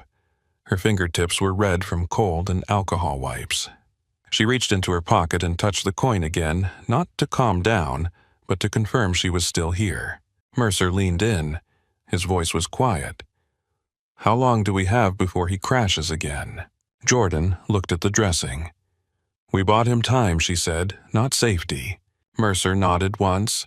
No argument, no drama, just acceptance of what time meant. Jordan turned to Sato. "Keep him warm," she said. "Keep him still. If his breathing worsens, call it. Do not chase pain meds if pressure drops. Treat the physiology." Sato nodded hard. "Yes, ma'am." Jordan looked at Alvarez. "Rotate the warm fluids until blood arrives," she said. Alvarez swallowed, already doing it. Jordan glanced at Knox. "You can take over monitoring," she said. Her tone held no triumph. "Only function. But do not disturb that dressing." Knox met her eyes. The anger was gone. What remained was a reluctant respect that looked like it hurt. "I will not," Knox said. A heated stretcher shelter was rolled closer. Two soldiers moved in to lift at Shaw, but Jordan raised a hand. "On three," she said, slow, no twisting. They listened. They lifted carefully, shoulders tight with effort. Shaw groaned once, then settled. Jordan walked alongside as they moved him into the warmer space. The heater inside blew hot air that smelled like fuel and plastic. It was not pleasant, but it was heat. When Shaw was inside, Jordan stood at the entrance and watched his chest rise and fall under the new blanket. The monitor held steady. The sound of it was simple, steady beeps that did not ask for anything. Jordan pulled her headlamp off and let it hang from her hand. Her hair was damp with sweat at the roots. Cold air met it and made her scalp prickle. Mercer stepped beside her and looked out at the pad where the Blackhawk still idled, blades turning slower now. "You did it," he said. Jordan did not answer with words. She flexed her fingers once, feeling the ache in them, the stiffness from cold and tension. She reached into her pocket and closed her hand around the coin. Inside the tent, Shaw breathed. Outside, the wind kept moving across the snow as if nothing had happened. Jordan stayed at the entrance of the warming shelter with her headlamp dangling from her fingers. The plastic casing was slick with sweat. The strap had left a faint red line across her forehead. She watched Ethan Shaw's chest rise under the blanket, slow and uneven, but steady enough to count. The monitor's beep kept time with the heater fan, a stubborn rhythm in a place that smelled like fuel and wet canvas. Mercer stood beside her shoulders, squared, eyes on the stretcher as if he could hold the numbers in place by refusing to look away. When he said, "You did it," it sounded less like celebration and more like relief he did not trust yet. Jordan flexed her fingers again. The joints ached. The pads of her fingertips felt raw from alcohol wipes and cold air. She did not answer Mercer. Her mind was still in the narrow window she had opened, still watching dark blood well and then stop, still feeling the tiny change when a clamp grabbed the right thing. Inside, Sato adjusted the bag of warmed saline under the blanket. Alvarez rotated another bag against his chest like a small animal, hands cupped around it to keep the heat from leaking into the air. Knox stood near the foot of the stretcher, arms folded tight, Not defensive now, just holding herself still while she watched a patient who had been slipping away a few minutes earlier. Shaw's eyes opened halfway. His gaze drifted, found the tent roof, then slid back to Jordan. He looked older than he had in her memory. The skin around his eyes lined in a way it had not been when she last saw him under a red cabin light. His lips moved. "Hey," he whispered, and it came out thin. Jordan stepped closer so he did not have to spend air on volume. "Stop talking," she said. His mouth twitched. "You always say that." Jordan placed 2 fingers on his wrist again, light as a promise. The pulse was still fast, but it no longer felt like it might vanish if she blinked. "Save it," she said. He swallowed. The movement made him wince, but his eyes stayed on hers. "I knew you would," he said. Jordan's throat tightened. She lowered her gaze to his chest and adjusted the edge of the blanket instead. "Keep your hands still," she told him. "Let them work." Shaw's eyelids fluttered. He exhaled long and shaky. His grip loosened on her sleeve until it was only fabric resting against skin, then nothing. Jordan stepped back out of reach and turned slightly toward the opening of the shelter. Cold air rushed in around her like water. It felt cleaner than the heater air. It also felt like a blade. Mercer followed her out, stopping just beyond the canvas edge. Wind tugged at his jacket. Floodlights turned the snow into a hard white field. Jordan finally let herself breathe all the way out. Her shoulders dropped a fraction. Then a tremor ran through her hands as if her body had been waiting for permission to shake. Mercer noticed. He did not comment. He angled his body, blocking the wind from her for a second the same way Ray Dalton had done in the parking lot. Jordan pressed her palm to her jacket pocket. The coin was there, still warm. She wrapped her fingers around it and held on until the tremor slowed. "I need water," she said. Mercer nodded and motioned to an operator nearby. Within moments, someone handed Jordan a canteen. The plastic was cold and gritty with snow. She unscrewed the cap and poured a small stream onto her hands.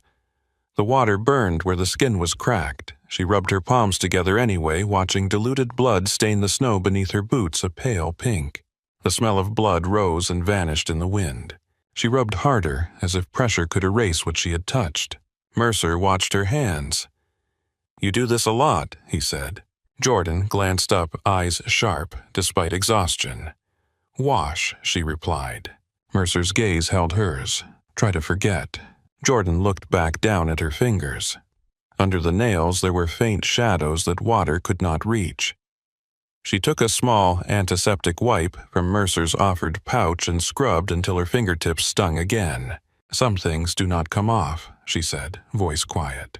A vehicle engine approached, low and heavy. Tires crunched over packed snow. A military truck rolled up near the light tower and stopped. The door opened. A man climbed out, tall, heavy coat, zipped high-rank patch visible even in the glare. He walked toward them with purpose, not hurried, but immediate. Knox stepped out of the shelter behind Jordan and Mercer. Her posture changed when she saw the man as if she had been bracing for this moment. She straightened, face set. "Colonel Reyes," Knox said. Colonel Daniel Reyes did not acknowledge Knox right away. His eyes went to the shelter entrance, to the medics moving around the stretcher, to the monitor's steady line. Then his gaze landed on Jordan. He stared at her for a beat that felt longer than it was. His eyes narrowed slightly, not in suspicion, in recognition. Jordan felt the change in the air. It was subtle, like a shift in pressure before a storm. Reyes stepped closer until he was a few feet away. He studied her face with an intensity that made Jordan's spine tighten. Not fear. Instinct. Then he spoke, voice roughened by cold and something older. "Pierce," he said. Jordan did not correct his use of her last name. She nodded once. "Sir." Reyes looked past her shoulder for a moment toward the light tower, toward the corridor of soldiers who had formed earlier and now hovered in a loose perimeter, still watching. When he looked back, his eyes were damp in a way he tried to hide. "I was on the comms board during Bashir Gate," Reyes said. "I heard the call traffic. I heard the clearance stall. I heard the voices drop off. Jordan's fingers tightened around the canteen. The plastic creaked. Reyes continued quieter now, as if the wind might carry the words somewhere it did not belong. They told us Echo Lantern was gone. No survivors. Jordan held his gaze. Her face stayed composed, but the muscles along her jaw jumped once. I walked out, she said. Reyes stared at her for a second, then nodded, as if that was the only answer that mattered. He looked down at her hands, red and raw, then back up to her eyes. That repair you did, he said. That is why he is breathing. Jordan did not accept the praise. She did not refuse it either. She simply said, he is stable for now. Knox shifted behind them. Colonel, I was about to move him to imaging, she said, voice tight. Commander Pierce insisted we hold, and she performed a limited intervention. Reyes turned his head just enough to look at Knox. His gaze was not cruel, but it carried weight. And did it work? Reyes asked. Knox swallowed. Her pride fought her honesty for half a second, then lost. Yes, sir, she said. It worked. Reyes looked back at Jordan. You did not come here to win an argument, he said. Jordan's eyes flicked toward the shelter. Through the open canvas, she could see Shaw's blanket rise and fall. No, sir, she said. I came because he asked. Reyes held still for a moment, then took a breath like he was about to step into something formal. His shoulders squared. His posture shifted from private conversation to command. He turned to the soldiers gathered around the pad and raised his voice, letting it carry. All personnel, Reyes called. Attention. The response was immediate. Boots adjusted, bodies aligned, conversations stopped. Even the wind seemed to hesitate around the sudden stillness. Reyes faced the group, then angled his body toward Jordan. Present arms, he ordered. The soldiers moved as one, crisp and exact. Rifles lifted. Hands snapped into position. The sound of it was a single sharp motion multiplied.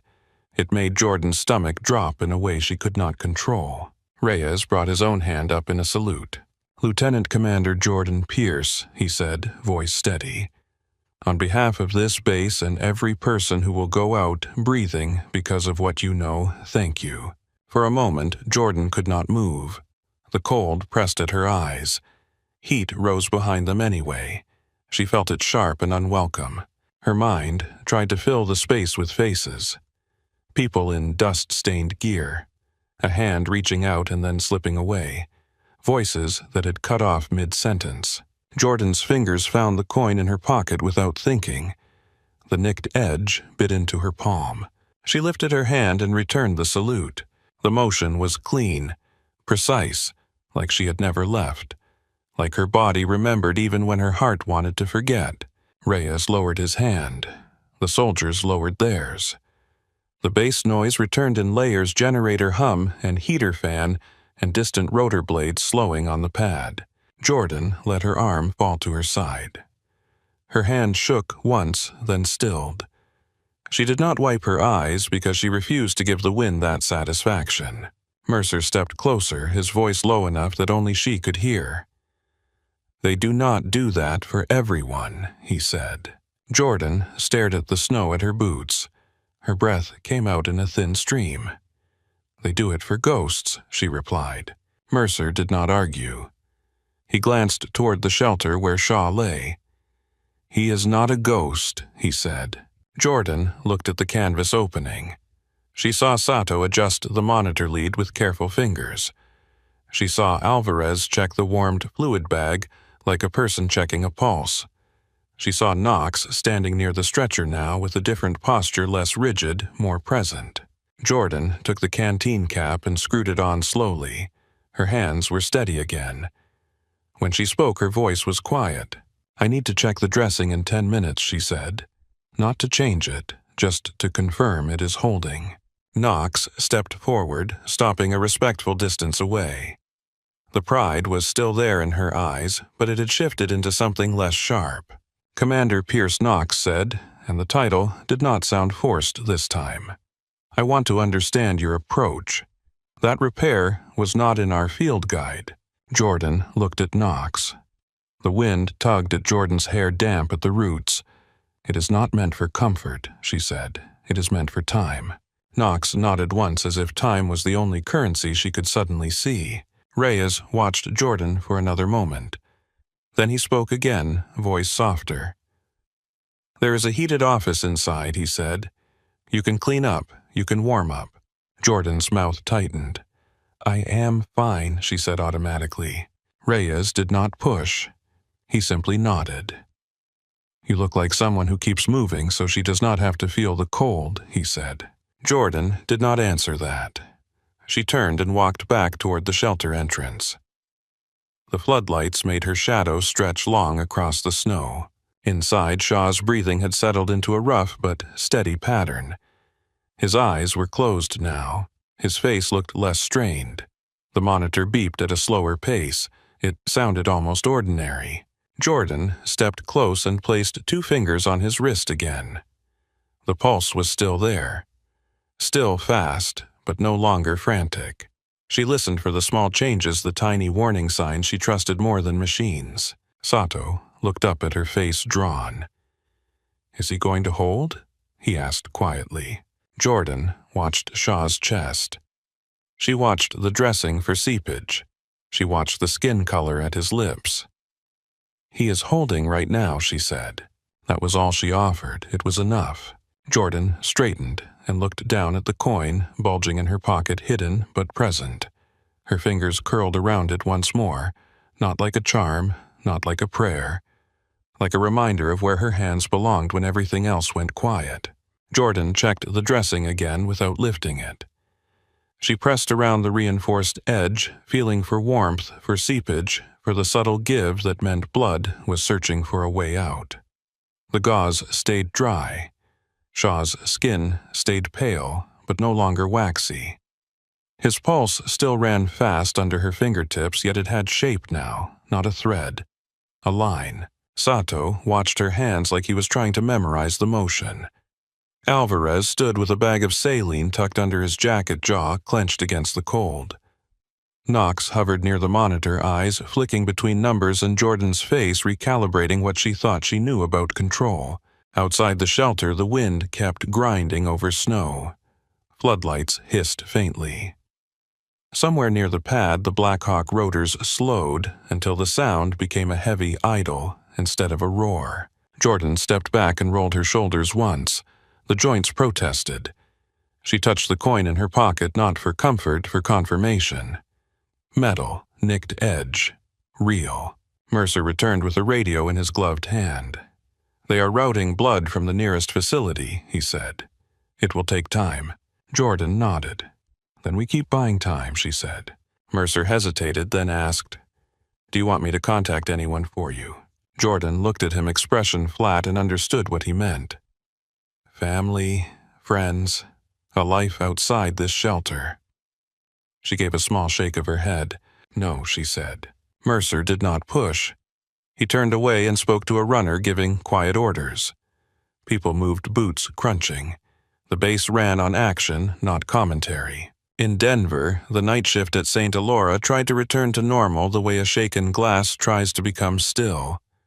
The trauma bay had been cleaned, drawers restocked the floor, left shining with a sterile brightness that made every scuff mark look like a flaw. The smell of disinfectant hung in the air with an almost smug certainty. In the staff lounge, someone had turned on the television. The volume was low, but the captions ran fast. A local anchor stood in front of a map of the city, hair perfect, eyes wide enough to look concerned. Breaking. Unscheduled military aircraft landing at St. Elora Medical Center. A shaky video played. A Black Hawk dropping into the emergency entrance like it owned the night. A spotlight, snow exploding into the air. Figures running. A line of soldiers saluting a woman in scrubs who looked like she wanted to disappear into the light. A nurse covered her mouth with both hands. Another whispered, "That is our parking lot." Marcy stood at the back of the room with her arms folded tight. The video played again from a different angle, filmed from inside a car. The sound was mostly rotor wash and distant screaming, but the scene was unmistakable. Dr. Tessa Nguyen stepped in and stopped beside Marcy. She did not speak right away. She watched the woman in the video Jordan take the headset and climb into the helicopter with her head down, moving like she had done it before. Tessa exhaled through her nose. "They saluted her," she said. Marcy's voice came out thin. "They called her Commander." Tessa kept her eyes on the screen. "Weller filed an incident report on her," she said quietly. Marcy did not answer. Her jaw tightened. The coffee in her hand shook slightly, then steadied when she set the cup down. Across the hall, Dr. Grant Weller stood in the nurse station with a phone pressed to his ear. He paced in a tight line coat, swinging, face flushed. He spoke in clipped bursts. "Yes. I understand it is unusual. No, I did not authorize it. Yes, I said she was not cleared. We have protocols. We have liability." He stopped pacing when he saw the video on a monitor in the hallway outside the lounge. He stared at his own hospital entrance lit up like a war zone. He watched himself in the corner of one clip-white coat, flapping, pointing, trying to take control of a scene that did not belong to him. His mouth tightened. He turned away sharply and kept talking into the phone as if the caller could not hear his pride splintering. In the security booth at the front gate, Ray Dalton sat at his desk with his logbook open and his coffee cooling. The phone rang so often he stopped looking surprised. People asked the same questions, each one pretending it was the first time. Did you see it? Was anyone hurt? Did they have weapons? Who did they take? Ray answered with short sentences. He did not embellish. He did not soften it either. They asked for her by name, he said for the fourth time. They called her Lieutenant Commander. I pointed. She went. A pause. Then, no, she did not look happy. She looked focused. Someone from administration asked him if he had allowed the helicopter on hospital property. Ray stared at the receiver for a moment, then spoke slowly. I did not wave in a helicopter, he said. I kept civilians from running into blades. The line went quiet. Ray set the phone down and rubbed the bridge of his nose. Through the small window, he could see the fresh tracks the Blackhawk had left in the snow near the ambulance bay. The snow was already trying to fill them in.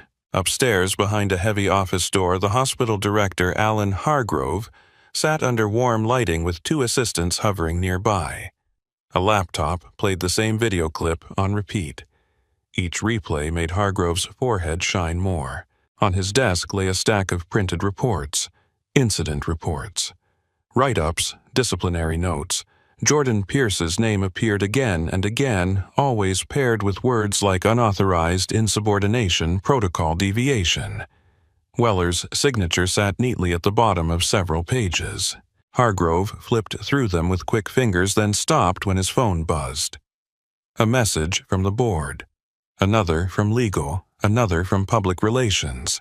He opened a new email and found a brief note from a federal liaison office, requesting confirmation of helipad clearance and secure access protocols for uniformed personnel. Do not obstruct. Hargrove stared at that line as if it had been written in another language. He swallowed and reached for the phone on his desk. When the call connected, he spoke with a politeness that was too sharp. This is Hargrove, director of St. Elora. Who am I speaking with?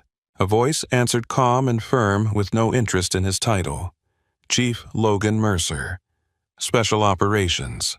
Hargrove blinked hard. Chief Mercer, I want to state clearly that the landing tonight was unauthorized. There was a short pause. Hargrove heard wind in the background. A generator hum, faint voices.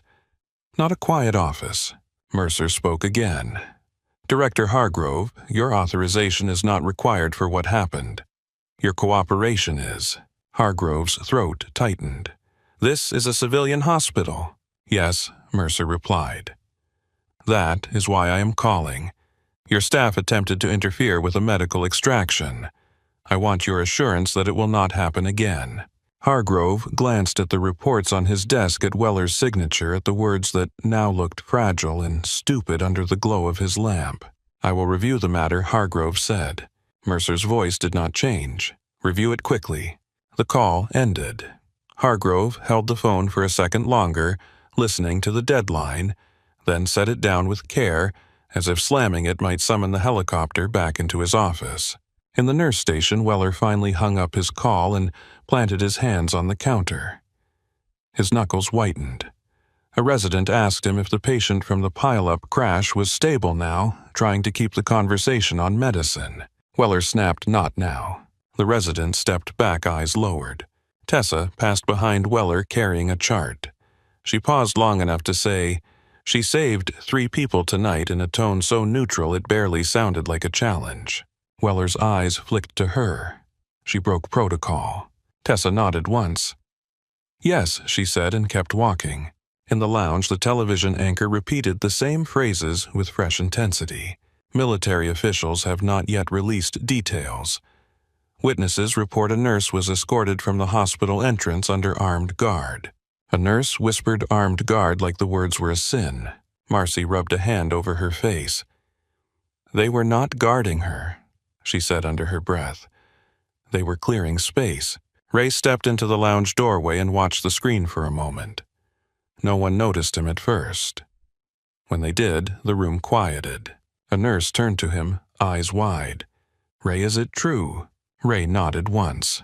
"It is true," he said. Someone else asked, "What did she do?" Ray looked at the frozen image on the television, Jordan's small figure under the spotlight, head bowed against rotor wash, moving toward the open helicopter door, as if the noise belonged to her. "She went," Ray said. "That is what she did." The room stayed quiet after that. Back at the base, Shaw stirred in the shelter and made a small sound of discomfort. Jordan stepped in immediately and leaned over him. Her headlamp was off now, hanging at her side, but her eyes did not need light to find trouble. She checked the dressing again, still holding. She adjusted the blanket so the warmth stayed on his chest. Shaw's eyes opened and met hers for a second. "You okay?" he whispered. Jordan's mouth tightened. "You do not get to ask me that," she said softly. His lips twitched.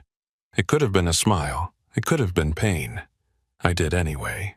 Jordan looked down at his chest and said, "Save your air." Outside, Mercer spoke with the communications officer near the pad. Jordan could not hear the words, but she saw the officer gesture toward a tablet screen, saw Mercer nod once with that same controlled decisiveness.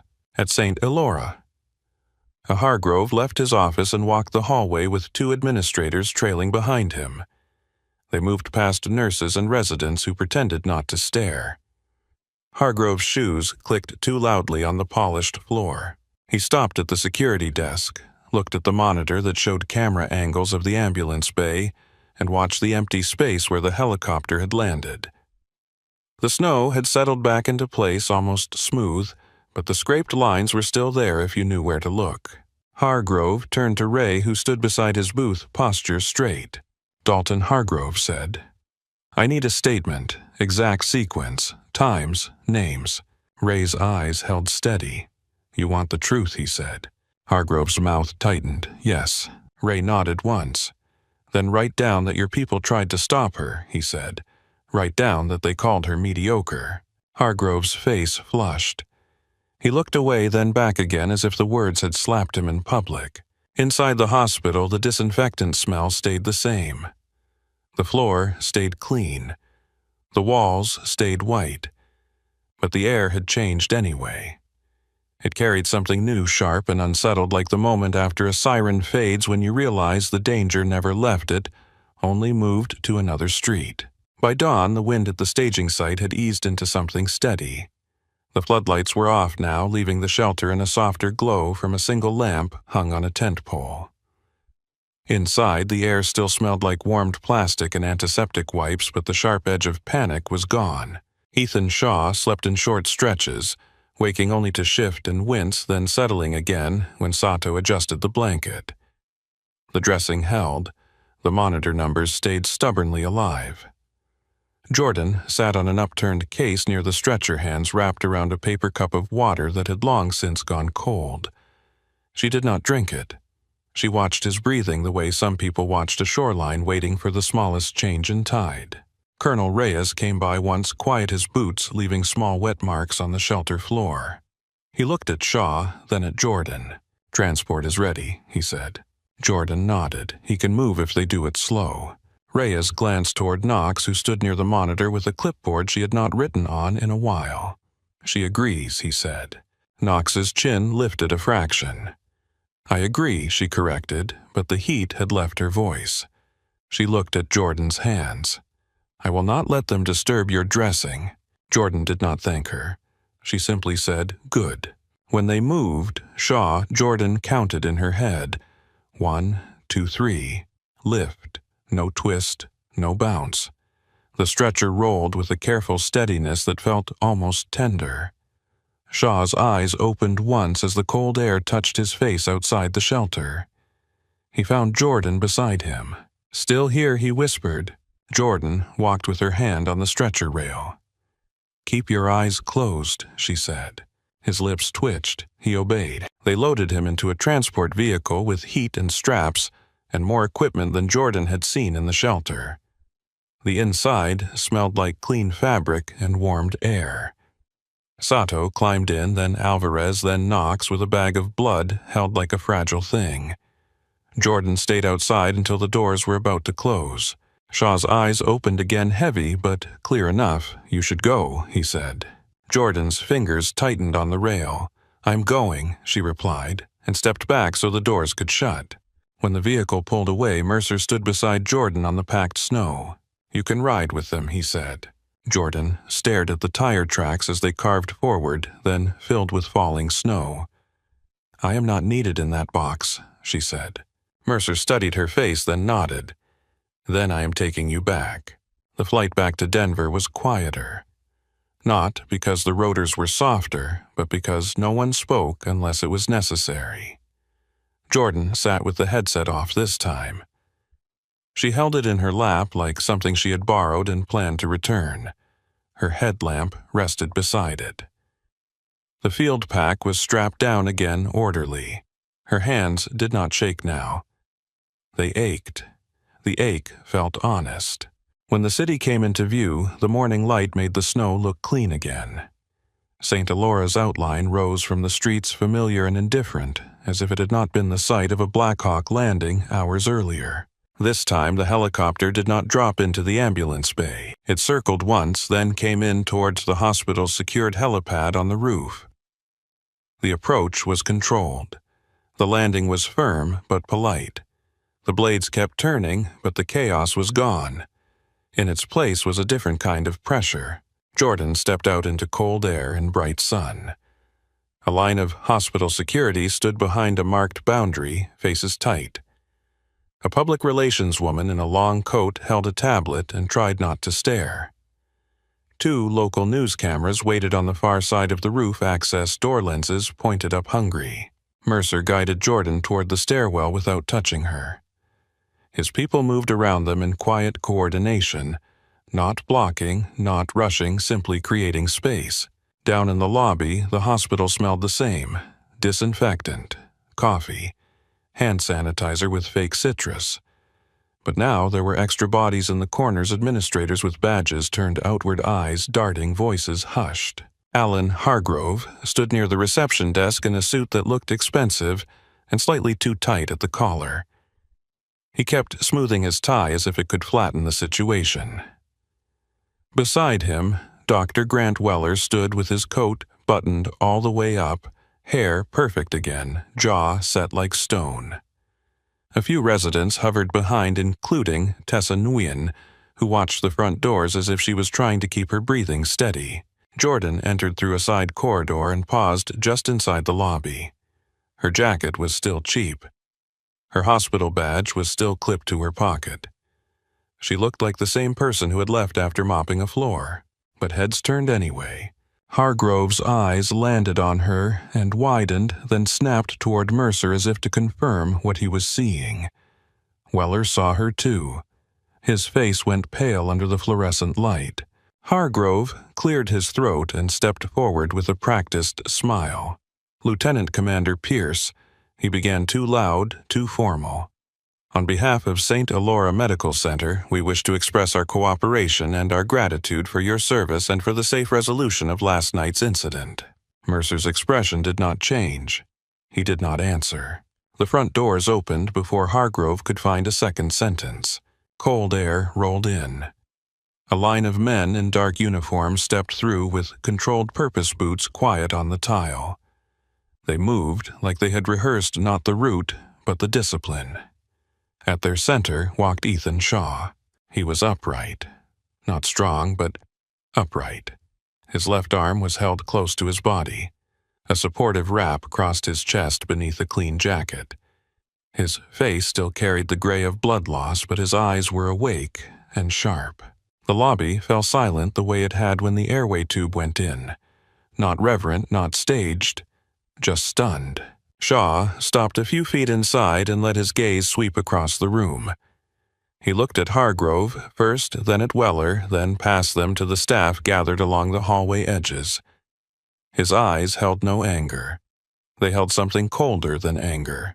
"Where's Jordan Pierce?" he said. Hargrove blinked. "Commander Shaw, we are honored to have you here. We have prepared a private conference room for formal acknowledgments and a media statement." Shaw did not look at the cameras. "I did not come for your room," he said. His voice was steady, but it had weight behind it. "I came for her." Jordan stepped forward before anyone could decide for her. For a second, the air shifted again, like a door opening to let in wind. Shaw's eyes found her and softened in a way the rest of his face did not. "There you are," he said. The men behind him snapped to attention as one. The sound of their boots aligning was clean and sharp on tile. Mercer moved with them, posture straight eyes forward. Shaw lifted his right hand in a crisp salute. Jordan felt heat rise to her face. She did not look at the cameras. She did not look at Hargrove. She looked at Shaw and returned the salute, precise, controlled automatic in her bones. The flash of camera shutters started rapid and bright. Weller took a half step back as if the salute had pushed him. Shaw lowered his hand and took one slow step toward Jordan. He stopped close enough that she could smell soap on his jacket and the faint chemical scent of medical tape. "You saved my life again," he said quietly enough that the room had to lean in. "You saved it when it was loud, and you saved it when it was quiet." Jordan's throat tightened. She kept her voice flat. "You keep getting yourself into trouble," she said. Shaw's mouth twitched. "I keep trusting the right person," he replied. Behind Jordan, Tessa took a step forward. She stopped, hands at her sides, eyes glossy but steady. "Commander Pierce," Tessa said.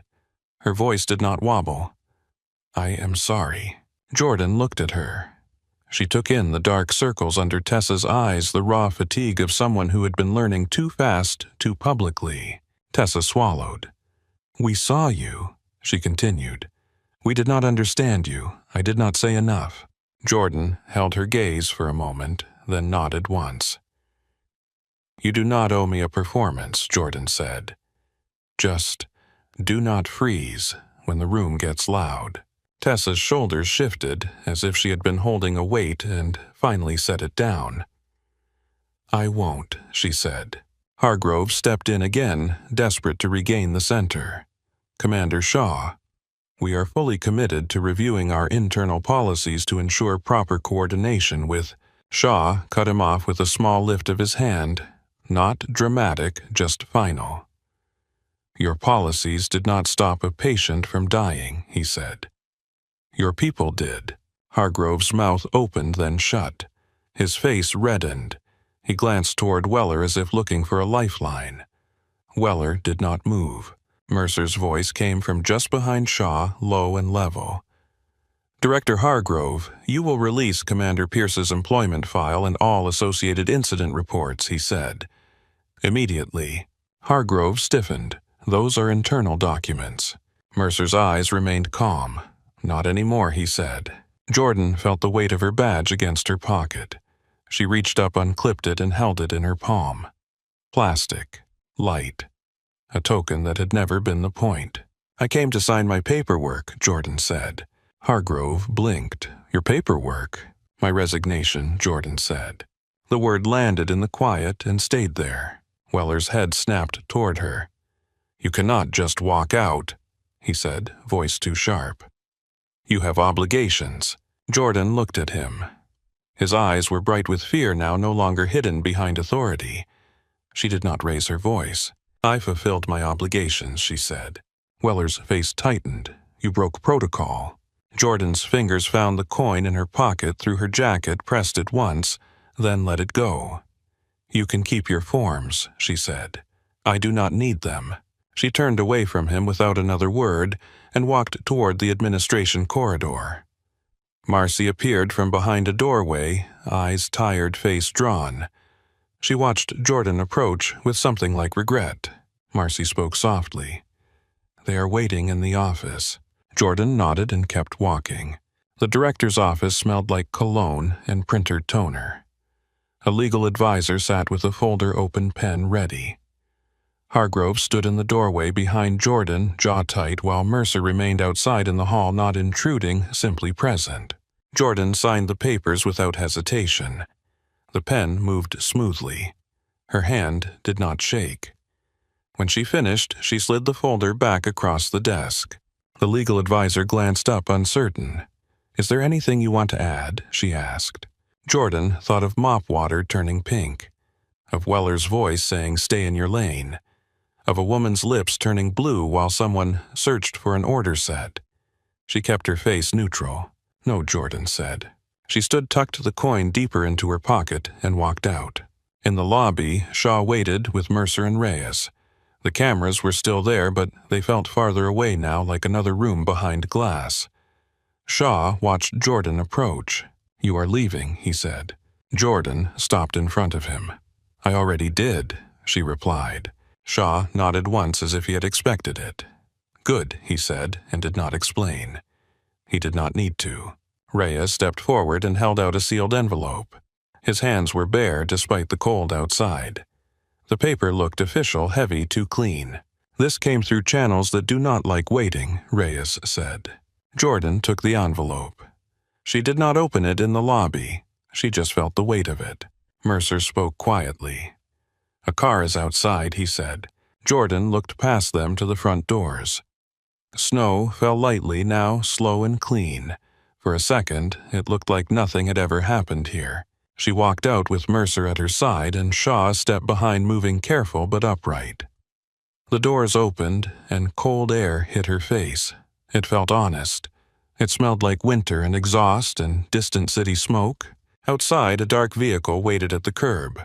Two operators stood near it, posture relaxed but attentive. Jordan paused at the top of the steps and looked back once through the glass. She saw Weller standing near the reception desk, frozen, as if he had misplaced the room's center. She saw Tessa watching with her chin lifted, eyes steady. She saw Marcy's hand pressed to her mouth. Jordan turned away and got into the car. The envelope stayed unopened in her lap until they reached the base. On the tarmac, the air was clearer. The wind had space to move. A medical helicopter sat nearby with its doors closed. Rotors still, sunlight glinting off the smooth metal. Shaw stood a few yards away, flanked by Mercer and Reyes, looking smaller than he had in the lobby, but more at peace. Jordan opened the envelope with careful fingers. Inside was a letter with a seal, formal language, a signature that carried weight. She read it once, then again slower. When she looked up, Mercer watched her face without pressing. Reyes spoke first. "They want you back," he said. "Not as a body in a system, as the person who writes the system." Jordan's fingers tightened on the paper. The coin in her pocket pressed against her thigh, a familiar bite. Shaw stepped closer, careful with his movements. "You do not have to," he said. Jordan met his eyes. "I know," she replied. She looked past them at the open stretch of tarmac, at the distant line of mountains, at the thin winter sun. She breathed in through her nose, out through her mouth. One slow cycle. Then she folded the letter and slid it back into the envelope. "I will take it," she said. Mercer's shoulders eased by a fraction. Reyes nodded once, as if the world had clicked into the right place. Shaw closed his eyes for a moment and exhaled. A short time later, Jordan stood in a quiet hangar office and changed into a uniform that fit as if it had been waiting. The fabric was crisp. The insignia gleamed under fluorescent lights. She fastened the collar, then reached into her pocket and took out the coin. She held it for a moment, thumb on the nicked edge, then placed it in a small dish on the desk. Not hidden, not clutched, simply present. Outside, the wind moved across the runway and tugged at flags on tall poles. Somewhere, a rotor started up low and steady, building into a sound that used to mean chaos. Jordan stepped out onto the tarmac with her shoulders squared and her hands empty, and walked toward the noise like it belonged to her again. Thank you so much for listening to today's story. If this story resonated with you or made you reflect, I'd love to hear your thoughts, so feel free to share them in the comments below. And don't forget to like, subscribe, and hit the notification bell so you won't miss the next story.